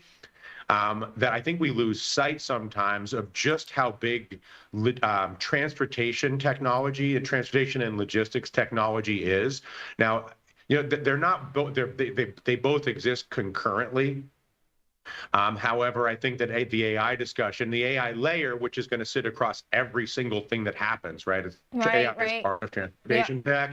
AI is part of communications. It's part of travel tech. It's part of fintech. It's part of every tech. But I do believe transportation technology is profoundly more relevant than it is being given credit for. Not to say, listen, Tesla's obviously massively exploded in value over the past 5 or 10 years, but to the extent to which there are short-term dips in Tesla, like the one from last week due to the social issues between Musk and the United States government, buy it. To the extent to which there are sell-offs related to other things, I would buy it. I mean, I was having an interesting conversation with Chris Vecchio and Ilya Spivak yesterday afternoon on Overtime, and we were observing the comparison between the Tesla narrative, the Tesla fundamentals, the Tesla story, the Tesla stock, and Apple. Because the Worldwide Developers Conference is teeing up, and everybody and how boring Apple has become. Yes. Apple has actually become this really sleepy stock and this relatively sleepy company, which is, a shocking thing. I mean, it's almost insulting for me to say that, because Apple, in my opinion, is one of the great innovators in the history of the world. Yeah. And so for a company that has delivered at that level for that long, to miss the boat on AI, and to miss the boat, and now to be set up for another go-round. They missed that. They had that silly headset. Anyway, I just think that there's an interesting discussion where you sort of like long Tesla. I wouldn't say, and then a short Apple would probably be too aggressive. Yeah, I was going to ask whether you would short Apple, because from what you were saying, I was really interested in this, because a lot of people and most funds are long Apple, right? So I wanted to know from your point of view whether it's time yet, you think, to short Apple or not yet. I mean, again, I'm more confident buying Tesla. But what I would like to do with Apple is sell volatility, but I'm not sure how much is actually there. I mean, I think that the more likely path for Apple is not much of anything. And so to the degree to which you can, sell the IV, I just haven't honestly checked the IV, so I don't know if there's any fruit on the tree there to be sold. But I just find it interesting that, to the extent to which you get any vol expansion as you go into whatever their next sort of cycle of product announcements are over the next few months, I think it's an opportunity to sell vol on the expectation that really Apple has proven at this point that even when they go in to pull whatever their most fabulous rabbit is out of the hat, that it's of limited relevance, which is sort of disappointing for those who love the company. I know. I mean, when you think about the revolutionary, to think about the earpiece, the earbuds, what do they call the things you stick in your ear? The iBuds or something? Anyway. AirPods. Is that right? AirPods. They call them AirPods. And what courageous decision it was, this is going back in history, to basically eliminate the plug-in port from the phone, which was sort of was seemed insane, as a way to force an entirely new product category. And well, this is the issue, right? Apple, especially it's not there. The conference week as well. Lots of people who attended, what I'm hearing from them, and analysts as well that attended, is that they're focusing on practical uses and just amplifying what they already have got, rather than big leaps in ability or big changes. And there is a lot of concern over this, that they haven't, unveiled something that could be their next cash cow. Completely agree with what you're saying about, the logistics and auto technology that has been underplayed, because you hear about me talking about that a lot on the show. And recently I was test driving the Polestar, which is made by basically it's a Volvo in disguise, right, Dylan? And Gile is the main stakeholder. As test driving, I like to test drive in real circumstance. I'm testing the tech, not the car, because I want to know what the tech can do. They all use chips like driving a computer. I was close to a car coming towards me in a tight road, but nowhere near crash situation, right? My seatbelt tightened up. So without me having to do anything. And there was a sound in the car to tell me that actually a car was coming just a bit too close. So that in itself is... I find that a little bit annoying, though, sometimes. Those ones like the lane correction? I hate that stuff. I'm like, you guys, like, just because I swerved a little bit... You turn it all off. I refuse to buy new cars. So my whole thing, if you really want to talk about personal habits with automotive, I'm a big believer in the great hacking. And so, when the great hacking happens, I don't want to be in a car that can get hacked. Nice. So I prefer the, like a 1996 Toyota 4Runner. Is my automobile of choice. You'll be safe when there's a Fast and Furious and Riches in one of those cars. Exactly. But I do think, I haven't done enough research on it, but there must be a string of names beyond Tesla that are tied to travel tech, or excuse me, transportation tech. And so BYD is one I also of them. think it's BYD, what is it? BYD, sure. yeah. And so this is also big in the US, and they create, they make all things from cars to trucks and logistics and light. We are, looking at the space. Earlier this year, I had a pair trade between BYD and Tesla, which was really, really good. And for those of you wanting to hear more from Dylan and what is coming up soon, we are going to cross over to a quick break. Sting. We're not going to a sting. Okay. We're going to just continue talking about the cars, because I was going to tell you about something that's happening right here. Yeah, it's interesting, isn't it, to look at the European motors against BYD. Dylan, what's you said your preference there? Where did you come from? What did you do with Angeline? I didn't sign up for this. What's going? What are you talking about, Dylan? I've been speaking to you the whole time. I love you and I respect you, but I'd like some warning. It throws me off. Anyway, sorry. Go ahead. Sorry, sir.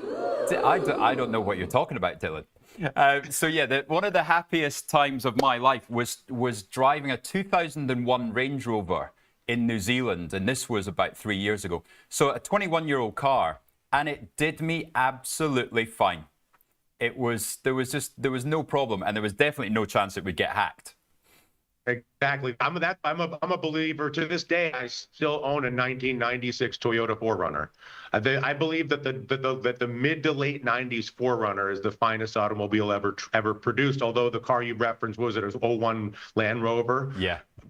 I would say that's a little bit more sophisticated and more sort of elegant, more British version of my Japanese Joyrider, but I'd like to, listen, when the great hacking comes and they make all the cars turn left at the same time globally, you and I are going to keep going straight down the road, pal. No problem. And what do you do with regards to cash and card payments? How do you think that plays out? In what context? I mean, avoid them at all costs would be the first statement I would make. But what do you mean? What do you do and relate? Are you saying in what context? So let's say we get to the point where there's a great hacking that we saw in Spain with all the big power cut. Yeah. Do you have should everybody have a store cupboard of food, or how do you actually exchange in those times? I see what you're saying. I mean, I don't know. I feel like, first of all, the great hacking is something you shouldn't even worry about. I mean, even though it's going to happen, the great hacking is going to be so universally disruptive that it's going to come down to so when having been in New York City on September 11th, or having been in New York City during one substantial power blackout, right. Ultimately, it comes down to human beings' willingness to be generous and help each other. And so when the great hacking happens, and you actually saw it in Spain, you can either go into a panic spiral, or you can look for the people around you who probably are more vulnerable than you, older than you, younger than you, more vulnerable than you in whatever way, and help them. And so I think it's less about there's no way they're going to have whatever it is.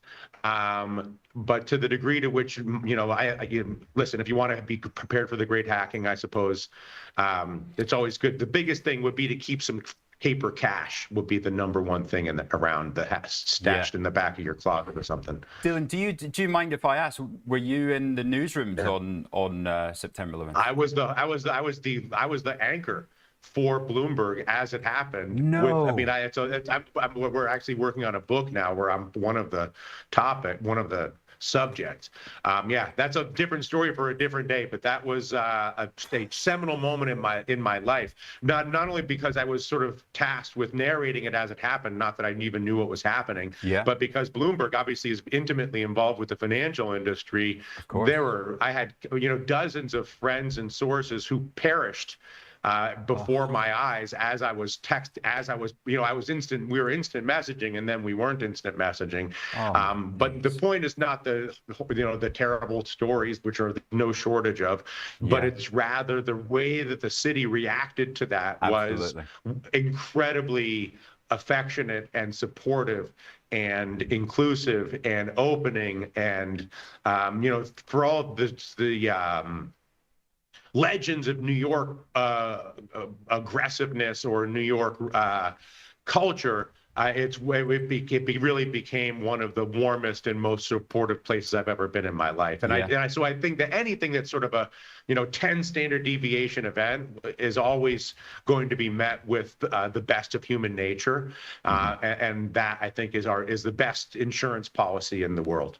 Yeah, the best example of that was July 7th. Here in London in 2005. And we had just won the Olympics the night before. So people were getting up front page headlines, the Olympics are coming to London. And we were trading stocks because it was meant to be Paris. That was where all the expectations were. So the French concrete companies were down and the British house builders were up.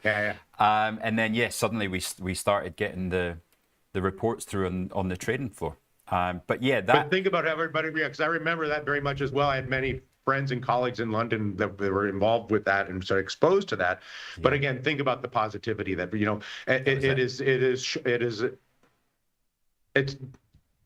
I jokingly talk about the Toyota 4Runner. I'm not worried about humanity under extreme duress. I'm more worried about humanity when it's not under duress and everybody sort of shrinks back into their tiny little monkey brain and wants to try to get, whatever they're trying to get, and thinking that trying to take something or get something is in some way going to, satisfy them in a way that is doomed to fail. Where are we seeing the monkey brains in the market at the moment? Is it this potential resurgence of a GameStop? Is it Trump media? Or is it just the market as a whole ignoring all the risks? Well, where I think it is right now is I actually think that I think you're seeing the monkey brain in the metals. I think that there's a risk-off vibe that you're seeing in the gold spike. I know that the last week hasn't been huge, but if you look at gold the last few months, we all know what's happened. You look at silver. I think that the metals spike is the biggest indication of the monkey brain. And I know I've gotten you into trouble with this in the past, Rich, and myself, but I also think the weakness in the US dollar, I think that the dollar pessimism and the metals optimism is the greatest manifestation of a fear-based impulse that actually is creating price extremes. And so one of my favorite trades right now, and God help me, because I've said this to you in April and it didn't work so well, but it is short gold, short silver, long dollar, which is something that I really like, just on price extreme. And because I actually don't think the tariffs are going to be that big of a deal. I do think AI is a massive economic engine. I do think the labor markets are intact. And I do think that transportation tech is a more powerful juggernaut coming into the next year than we give it credit for. And so I think that all those things are actually going to propel a lot more activity that is healthy, as opposed to what I would say is more unhealthy activity. But that's assuming that the gold is here because of the tariffs. Is it not the budget mess that we're in at the moment? It is. No, for sure it is. It's a budget mess. It's the deficit talk. It's all of it. But I think that the same issue with the tariffs applies to the budget. In other words, the Trump legislation, the big, beautiful bill, is, I think, as credible as the tariffs. And so I just think that the idea that you're going to get this massive deficits, I think there's more resistance to a huge deficit-laden, hellish bill than people realize. And I think that Musk is not alone in his rhetoric, even though his style might be something to be desired. You don't think he'll manage to force it through? I think he'll manage to force something through, and when he forces it through, we'll call it the greatest legislative victory in the history of government. Of course. But I don't think that it will hold as much.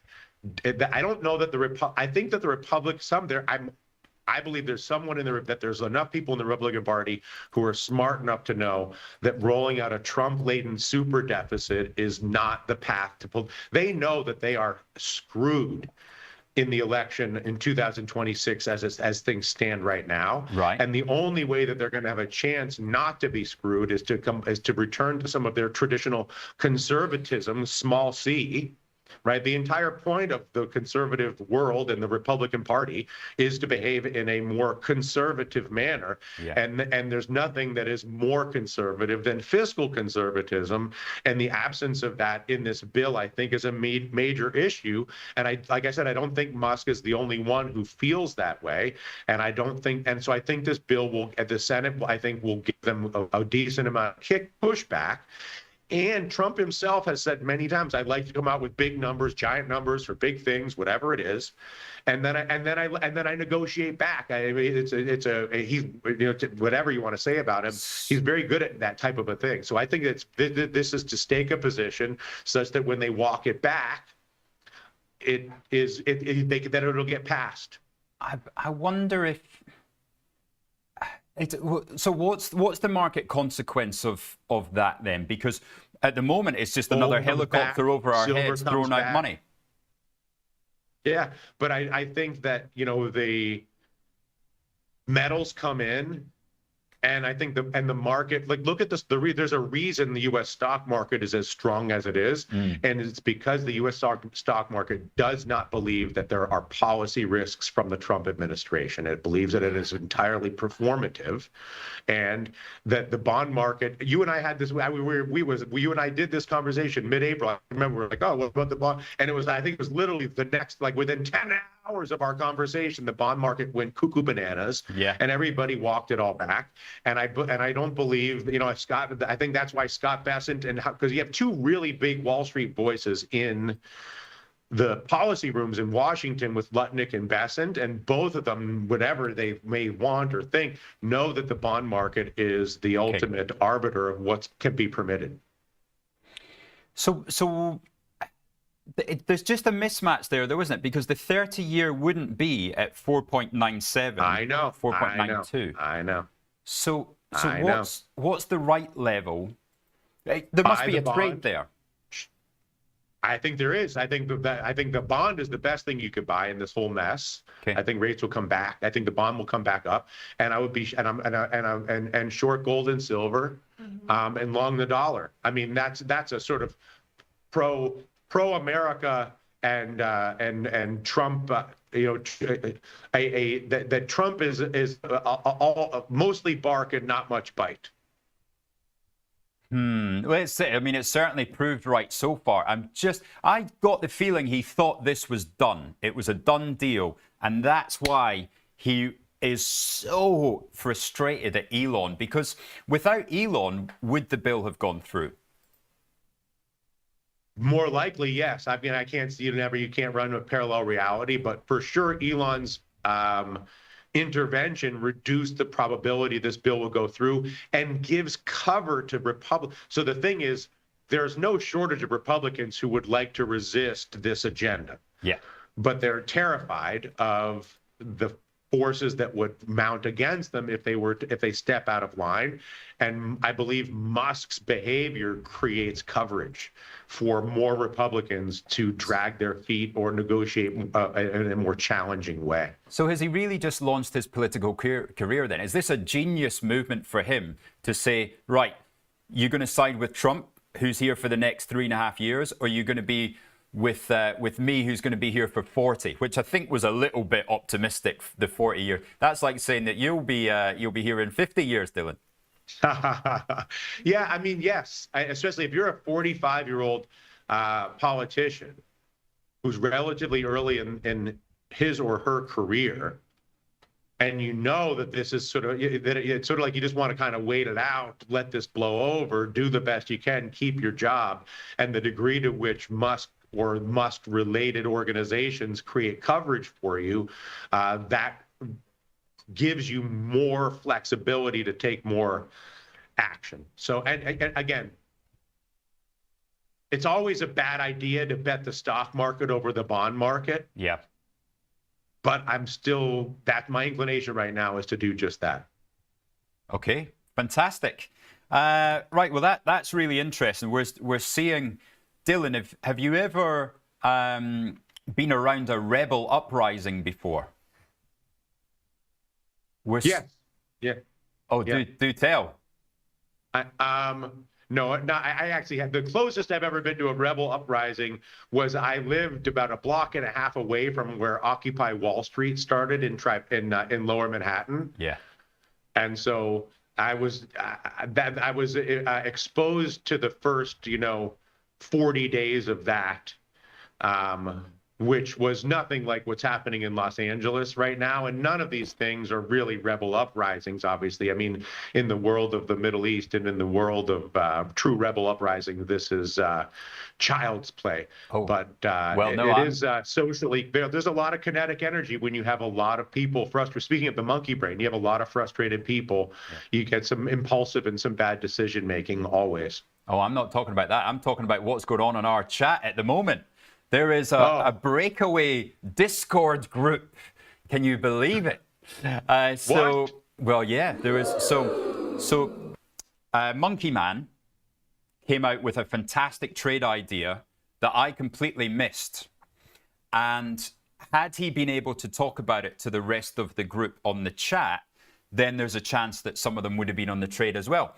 So our good friend in Spain, Maturin, has gone ahead and set up a Discord group which allows everybody to discuss stock ideas after the show. So but this is an unauthorized independent organization without the completely certifications and really. Yeah. So. And does that make you feel nervous or does that make you feel proud?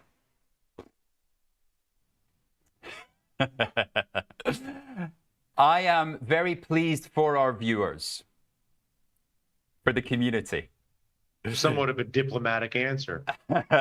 Yes, but good stuff. So it's the link is on the chat there, and Maturin saying power to the people. Right, Dylan. We'll take one last look at the euro here because we know that you are sitting right in the middle of this chart. having one leg in Milan and your heart back home in America. What do you think of the euro just now at these levels? I think that it'll come back in. I think that this is basically, and you can see even from the chart, I just think that you're looking at the upper range of its value for the year. And so I am short euro at these levels. I think the dollar's undervalued because of the deficit jibber jabber just because of everything we've already talked about. And I think European growth is anemic, and I'm long the dollar. What can I tell you? And we know you're long the dollar, and it's great. What is this, some sort of a crazy game you guys are playing with me? Wait till Rich is in Milan. It's gonna get even hotter there. This is how it rolls here in London. And it's been great having you on, and this is a momentous time for us because Maturin and Monkey Man, all of you on the chat, you're having this amazing community that's being built. There it is. As Dylan, Rich, and myself are live here for the people here, for new people. They've just started a Discord group. Thank you so much, Dylan. We are going You two don't say goodbye. You don't say hello. You say nothing. I'm in the middle of it's the middle of an answer. I got a different, it's a craziness. Thanks so much, Dylan there, saying bye, taco, bye, all the tariff dips when it comes. And also his main point today is that, look at transportation AI stocks because they are underloved at the moment. Ciao, Papa. See you soon. Ciao, arrivederci. Ci vediamo.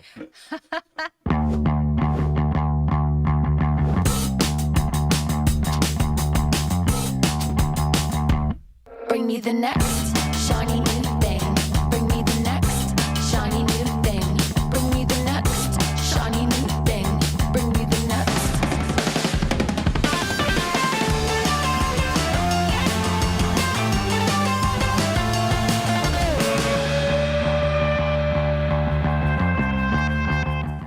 This is a huge moment for IG and a major milestone in the UK's crypto journey, with retail investors now able to buy, sell and hold 35 crypto assets with a grown-up business. Adoption is rapidly growing, and with UK crypto regulation gathering steam, we want to give existing and future investors a platform where they can trade crypto with clear and transparent fees with a provider already used by hundreds of thousands of retail investors. With the addition of crypto, our customers will enjoy a more streamlined investing experience, with IG now providing a one-stop shop for a wide range of assets. We're really excited to bring this crypto offer to the market.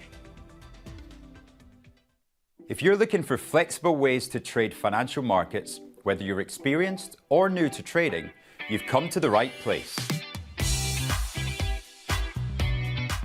CFDs let you speculate on the price of financial instruments like shares, indices, forex, and commodities without actually owning them.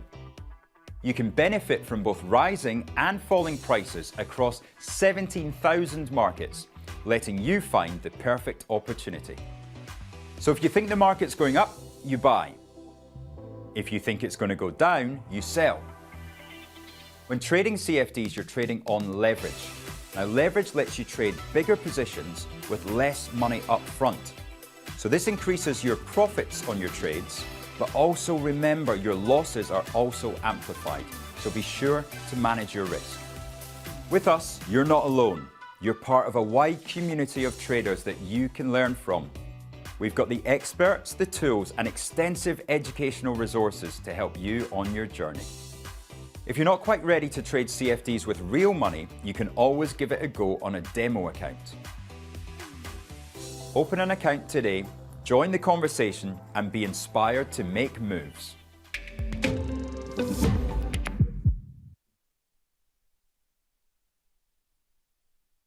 Watch Trade Live with IG weekdays from 7:30 a.m. on our brand new YouTube channel at Trade Live with IG. As well as the live show on our new YouTube, you will find our full beginner's course to trading options, daily YouTube shorts of all the action that happens after the show's finished, and Trade of the Week and Psychology of Markets. And don't forget to hit those like and subscribe buttons for more exclusive trading content.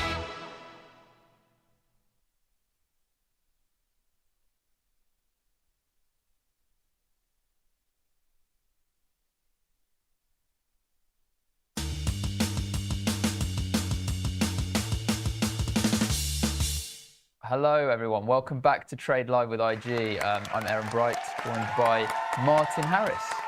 How are you today? Yeah, good, thanks to you, Aaron. Yeah, good. I think we've been enjoying the volatility, the positive movements in markets. How are you finding things going there?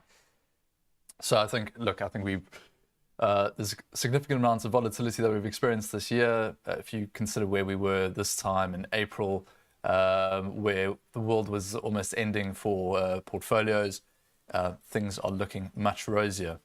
Indeed they are. And we thought we'd give you this this segment a chance to really, we're going to give the viewers a chance to understand some of our product, our smart portfolio product, and have a look at our performance for well, mainly May, but also April. So if we can whack the charts up on screen there. Here we have our portfolio performance throughout, well, this actually is from inception. So we've got probably two of our most popular portfolios on the screen there, our balanced and aggressive. Balanced portfolio there is sort of our, I guess you could say, our middle of the road, about 50% equity portfolio, and moving down to our aggressive portfolio, we're up to around 88-90% equity in that, so much more risky portfolio.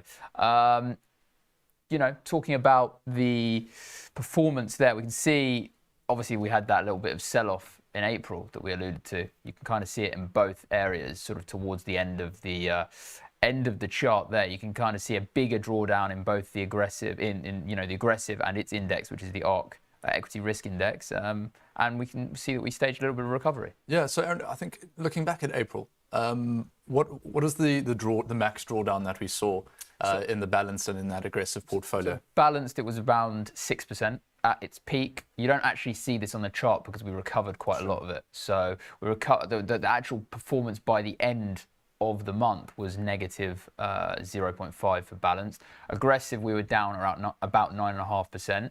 And then we recovered quite a significant chunk of it, only down about 1.5%. And you can kind of see in the images that the recovery wasn't as drastic as it could have been during, some of the previous periods. You can see sort of the COVID drawdown there, and throughout 2022 we had various drawdowns with rate hikes and inflationary figures. And I think what's quite interesting when you look at and when we discuss figures like that is it's very easy as an investor to perhaps sort of make a knee-jerk reaction, take all the risk off the table, and if we did that, mid-April, we wouldn't have staged a recovery like we did. No, good stuff. I think next one is to potentially take a look at what we did in May. I know you've prepared a chart for us to go through some of the assets. Let's maybe take a look at that. Yes. And dial into what worked in May, what didn't. Yeah, absolutely. So here you see our May return. So this is what's called a tornado chart, and it basically shows the performance of our holdings across all of our investment universe throughout May. And sort of as we were alluded to at the beginning, May we had a really strong month for equities, really positive month, and also a poor month for the dollar. You can actually see that there, which is why the GBP hedged positions in the S&P 500 did strongly relative to the unhedged. Also, you can see that the bond side of things didn't do so well, which is actually why our sort of moderate and conservative portfolios, the conservative portfolio was actually slightly negative for the month, given the fact that we saw, particularly in the risk-off areas of fixed income, so investment-grade credit and treasuries, and also gilts, you can actually see a bit of a negative sell-off there, whilst the equities really strong returns and a little bit of choppiness in some of our alternatives. Yeah, so I'm going to point out a few things here. Maybe you can delve into them. So obviously, let's start with our, the weaker aspects of the portfolio. We're seeing that diversified commodity swap as the most negative. Yeah. What do you attribute that to when you compare that to where physical gold was during the month? Well, I think, you've always got to delve into what's in the ETF to determine why it's performed in the manner it has. And a huge part of this ETF is oil and energy components, which had a really weak May. We saw OPEC raising production, so the oil price fell down a little bit, which is why you're seeing a little bit of uncertainty in that area, negative oil prices and detracting from our commodity swap there. Gold, on the other hand, I think it's a mixture of probably a little bit of profit taking from the asset class. We've seen some really, really strong performance from gold, and I think people were just trying to get into the equity rally from that side of things. Right. So, I mean, one of the things that gold really did is, if you look back at April being such a poor month, particularly at that first half of the month after the day of liberation, gold being one of our standout performers and actually, acted as that diversifier, delivering some positive returns and buffering those losses for the month. And then a bit of weakness going into May. All right. Pull up any questions on the screen here. Yes, if you have any questions about the smart portfolios, investing, long-term investments, anything of the sort, please put them in the chat. We're really keen to answer and pick apart any questions and help you understand the markets better and our product better. We do have some questions left over from last time, and one that really caught your attention was about home bias in portfolios. I'm keen to understand your opinion. Obviously, you're South African. You come over to the UK, work in the UK. What's your opinion on home bias? And did you, when you're working in portfolio management in South Africa, did you apply South African home bias into your portfolios? Yeah, I think any sort of local asset manager applies that home bias. And so when we talk about home bias, what we mean is that you take an overweight position in your local market. So in the UK, you have an overweight UK position relative to international exposure. Mm-hmm. What we're starting to see, though, is that people are potentially going underweight and overweight US. And so there's this kind of decade of American exceptionalism has now led to a lot of investors being almost entirely invested in S&P 500 assets and ignoring UK, European assets. And we've seen this rally in the last 2 months in Europe due to fiscal spending, due to that move in the US now, a bit of a rotation away from US into global assets. So there's two biases that we're seeing. One where clients are almost overly biased towards the United States, not getting enough diversification, or they have too much exposure to the UK because that's the market that they understand. Mm-hmm. And then you end up in an undiversified position. Yeah. So it's getting the balance between those two right. Uh-huh. So that's our view on home bias. Yeah, no, I agree with you. I mean, there's obviously always currency risk when you're looking at investments. So that's something which we also take into account because hedging does cost. So that's something when we invest in the FTSE 100, there's obviously never going to be a need to hedge for us.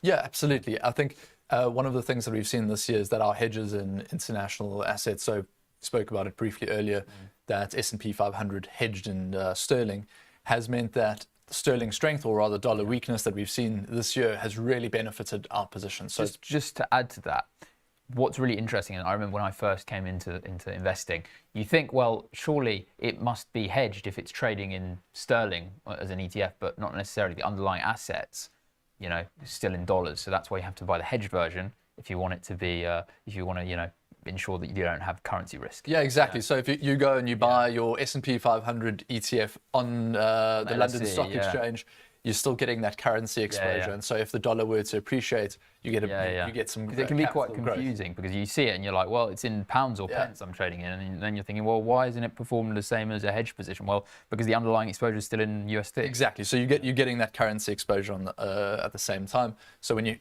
sometimes what we'll do is we'll hedge out some of that currency exposure to take some of the beneficial sort of macro factors that we're seeing in currency markets. Yeah. And it can be really quite, particularly I think 2022 was a really interesting year for currency.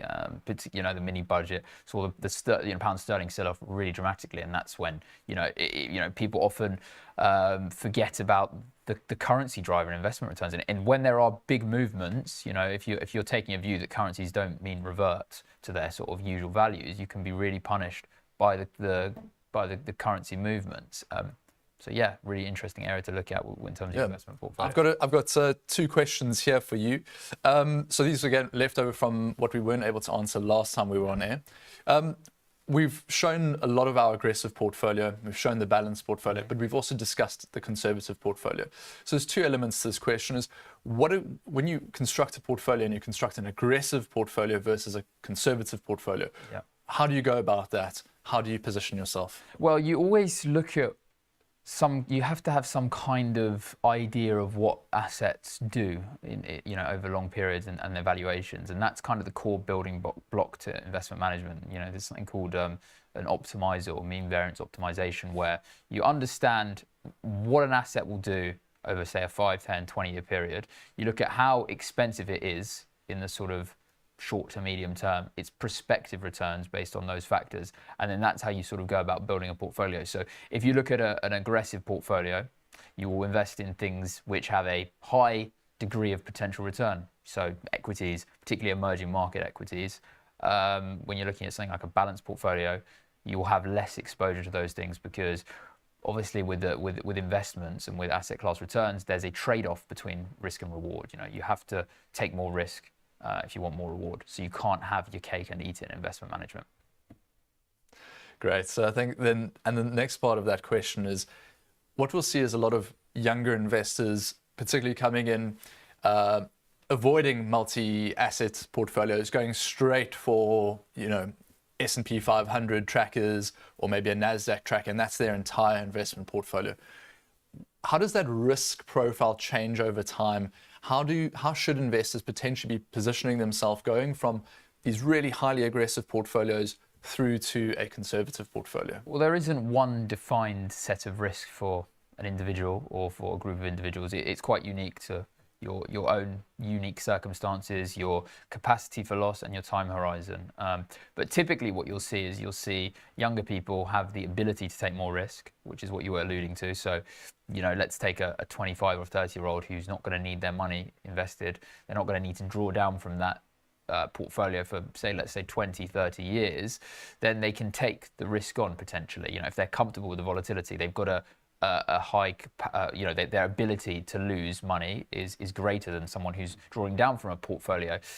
As time goes on, if they need to draw down from that specific pot, by the time they're sort of 50 or 60, then they're going to need to move into assets which have more defensive qualities. So, which is why you see people, start in potentially one of our aggressive portfolios and, lifestyle their way down to maybe a moderate portfolio as they're drawing down from something. They potentially can't be at the behest of 20% equity drawdowns, because that could make a huge dent in their ability to draw income and live sort of a pleasant retirement lifestyle. It might butcher their ability to go on a Caribbean cruise or something if they saw a huge drawdown, which would be unpleasant for them. So that's why you see this sort of change in risk over the long term.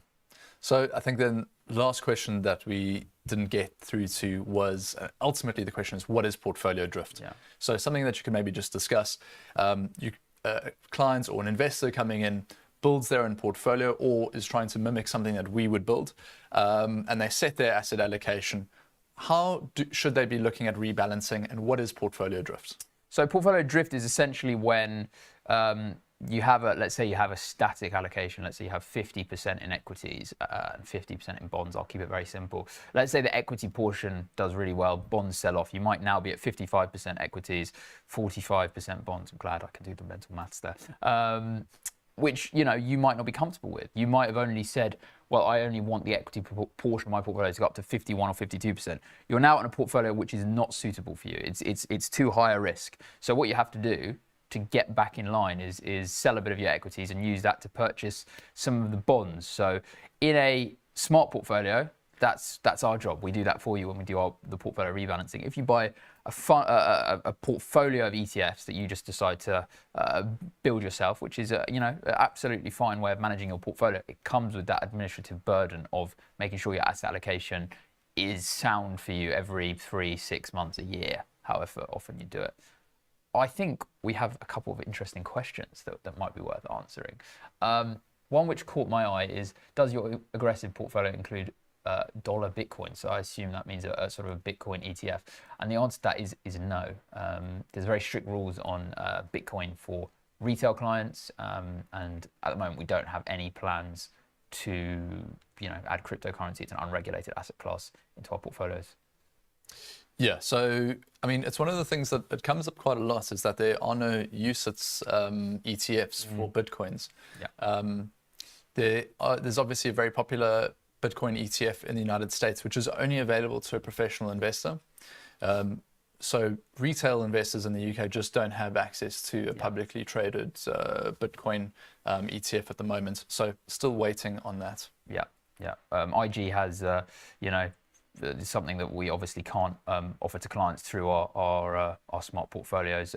Smart portfolios do sort of tend to invest in, I guess you could say, the more traditional areas of the investment management process: equities, bonds, real estate, investment trusts, and commodities, which are proven, have decent track record and are proven to, perform in certain manners, usually in certain circumstances. We obviously can't talk about the future returns, but, historically looking. Yeah. I think this is where some people can, if you look at your portfolio holistically, some people might want to then go and add cryptocurrency themselves. Yeah. So you can have your multi-asset portfolio potentially in your ISA or your SIP running using something like the IG Smart Portfolio, and then you yourself can then go and dabble in things like cryptocurrency and leverage trading. Yeah, I mean, with cryptocurrency, I think it's very important to understand that it comes with a significant risk warning, and there's a huge risk of investing in cryptocurrencies, and clients and investors should be aware of that before. Yeah, I think that there used to be this strong element whereby cryptocurrency was inversely correlated to a lot of equity markets, and at the moment it really all just seems to move sort of in line. So that inverse correlation, in November, really. So that diversification element has been lost, and now it really is about liquidity. And so as soon as there's a lot of market liquidity, equity markets are up, crypto's up, equity markets are down, crypto's down. So that's the risk that you also take there, is that you actually almost have this levered return on market risk. Yeah, and you sort of do see it as a proxy for risk in general, I would say. We saw that in November with Trump coming to power and equities firing, crypto firing. So yeah. One thing we can also have a look at is we've got some data here from I believe this is a mixture of JP Morgan and Bloomberg. Just shows how different asset classes have performed during different periods. And if I zoom in slightly, we've got year-to-date 2025 here. I'm aware this kind of looks like a very colourful display, but you just need to focus on these last two columns there. 2025 year-to-date, so from the 31st December 2024 to the end of May, and then 2025 month-to-date, which was basically the last month's performance. As we sort of alluded to earlier, really, really strong month for equities. Those are the top performers. US equities in particular up 6%. Japan, Asia, really, really excellent month as we sort of saw this investors really shrugging off tariffs and Trump, beginning to make some reprieves and pausing on those kind of things. But also, I think it's really important to note that year to date, equity markets in the US are basically flat, which just shows how volatile they've been. Would you agree, Martin? It's been incredibly volatile. And why were we so stressed? Because, this is the taco trade. Trump always chickens out. We're also seeing, the one big, beautiful bill and how that's affecting markets at the moment. Yeah. A lot of that looks like it is going to need to be changed. Cuts to Medicaid, not to Medicare, which is the for retirees, but Medicaid, which looks like they're looking to cut about 10% of the users of Medicaid would lose access to Medicaid. That's a lot of Trump's actual voters, so likely that we'll see that pared back. But this is typical sort of Trump fashion, starts off with something big and then over time has to whittle it down to something that's sort of more tolerable and accepted by the markets. Is this the art of the deal, or is this the opposite of the art of the deal? This is the art of the deal. Is you start off with something totally unreasonable and then just get it back to something that was going to happen anyway. Yes, interesting negotiation tactics, to say the least. And, you spoke about the big, beautiful bill. I mean, quite an interesting name there. and I saw Rich actually alluded to this earlier on the previous segment of this show. We've seen long end treasuries, so sort of plus 10, 20-year treasuries, yields absolutely fly upwards, which means that the bonds have actually been selling off. I think there's just concerns over deficit spending, potential inflation from tariffs, and we're actually seeing EM debt, emerging market debt, so your likes of Mexico, Brazil, China, Korea, those sort of countries, we're seeing their bond yields go down, which means their bond prices are going up. I think there's a little bit of investors saying, well, I'm a bit concerned about the fiscal responsibility of the US. Emerging market countries who are traditionally less fiscally responsible are now being more fiscally responsible when you compare things all being equal. So really we can definitely see that, and you can also see that just in the US dollar. Dollar weakness, less buyers of dollar, and emerging market strength. So there's just less demand for USD at the moment, and that is something that the Trump administration wants, because they want to cheapen the dollar so that they can try and export more from the United States. Totally. Also makes their debt cheaper. I think overall, long-term treasuries weakening is going to be bad for rates, and so that's now what we end up is potentially weaker demand for the likes of the REITs and the house builders. So they're going to be impacted by these higher rates. So one big beautiful bill, negative for home builders, negative for commercial property. I think it's also going to be quite interesting to look at the strength of the US economy, because we've had like little wobbles, but we haven't had anything which is really thrown the US economy into turmoil. I mean, there was rumors that the tariffs could potentially do that, but if the US economy does end up in a period of stress, then we could see rapid rate cuts. That's something which could change. But at the moment, that doesn't seem to be the base view for really anyone. What they don't want to end up with is a highly inflationary market, as well as having to cut rates, and then you just to try and actually keep market stability. So depending on the drivers of inflation. Exactly. Right? So there are a lot of concerns here at the moment. I think the only big winner out of the one big beautiful bill is going to be the defense contractors, because there's a lot of there's an extension of the tax cuts that Trump brought in back in 2016, plus more. We need to still see what that's going to look like. The one big beautiful bill is 1,000 pages, so you can stick it into your AI. And I assume you've read every word. Yeah, absolutely. Yeah. As I was alluding to, I've turned it into sort of 6 bullets. And so the defense contractors, there's a lot of tailwinds there. Those are the overall beneficiaries of the one big beautiful bill. Yeah, no, really interesting to see how things are moving in that kind of area. And yeah, in other markets as well. I mean, it'll be quite interesting to see, as you sort of alluded to with the defense contracts there, whether we see geopolitical instability, rise. We're constantly getting murmurs of, what's going to happen with Ukraine, what's going to happen in the Middle East. I mean, that could definitely play into, I think, defense contracts' hands. And, when we had that chart up earlier, we saw that the European ex-UK had performed excellently this year. Yeah. And a lot of that has been, the likes of Rheinmetall, really huge European defense companies powering away on the basis of, renewed and greater defense contracts. No, exactly. We've been focused a lot on what's been happening in defense spending. And that was partly to, when you spoke about Europe earlier, the fiscal response towards defense spending has changed the view on Europe. And so a number of great defense ETFs that we've spoken about before, and we had Han on a month or two ago, and again last month, really going into their NATO ETF. I think I just want to quickly, you've got one question here that we can probably get to, and then we'll be wrapping up. Rare earth minerals, AI infrastructure, alternative fuels seem to be in the news recently. What's your view on these for a portfolio? Quickly from me, I think that AI infrastructure is part of the one big beautiful bill. They are looking to allow for capex to be entirely depreciated in the first year. So instead of having to depreciate over a number of years, you can get 100% of the tax shield in year one. And so that's really, if that goes through, it's really beneficial for any infrastructure spend.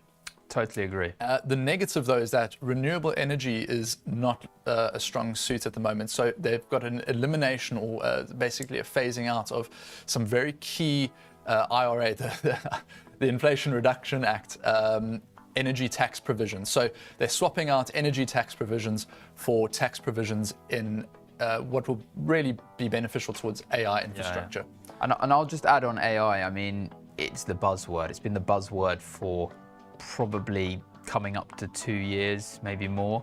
The amount of people who were tracking the use of AI in earnings calls was quite unbelievable, and I think that just seems to be on the rise. And you know, companies are definitely adopting AI technology, and you know, it's an area which I think many people are bullish on. Obviously, when you invest in one area like that, there are ETFs which obviously just invest in AI. There's what we call idiosyncratic risk if you just invest in one of these areas in isolation, because you're only investing in that area. So if you have a shock which is specifically related to AI or rare earth minerals, and your portfolio is just focused on that or heavily skewed towards that, you don't have the other areas to sort of protect you. And I think on that note, that concludes our segment. So thank you very much for tuning in today, and we look forward to seeing you again very soon. Tune in tomorrow and make sure you like and subscribe to our channel. Thank you very much, everyone.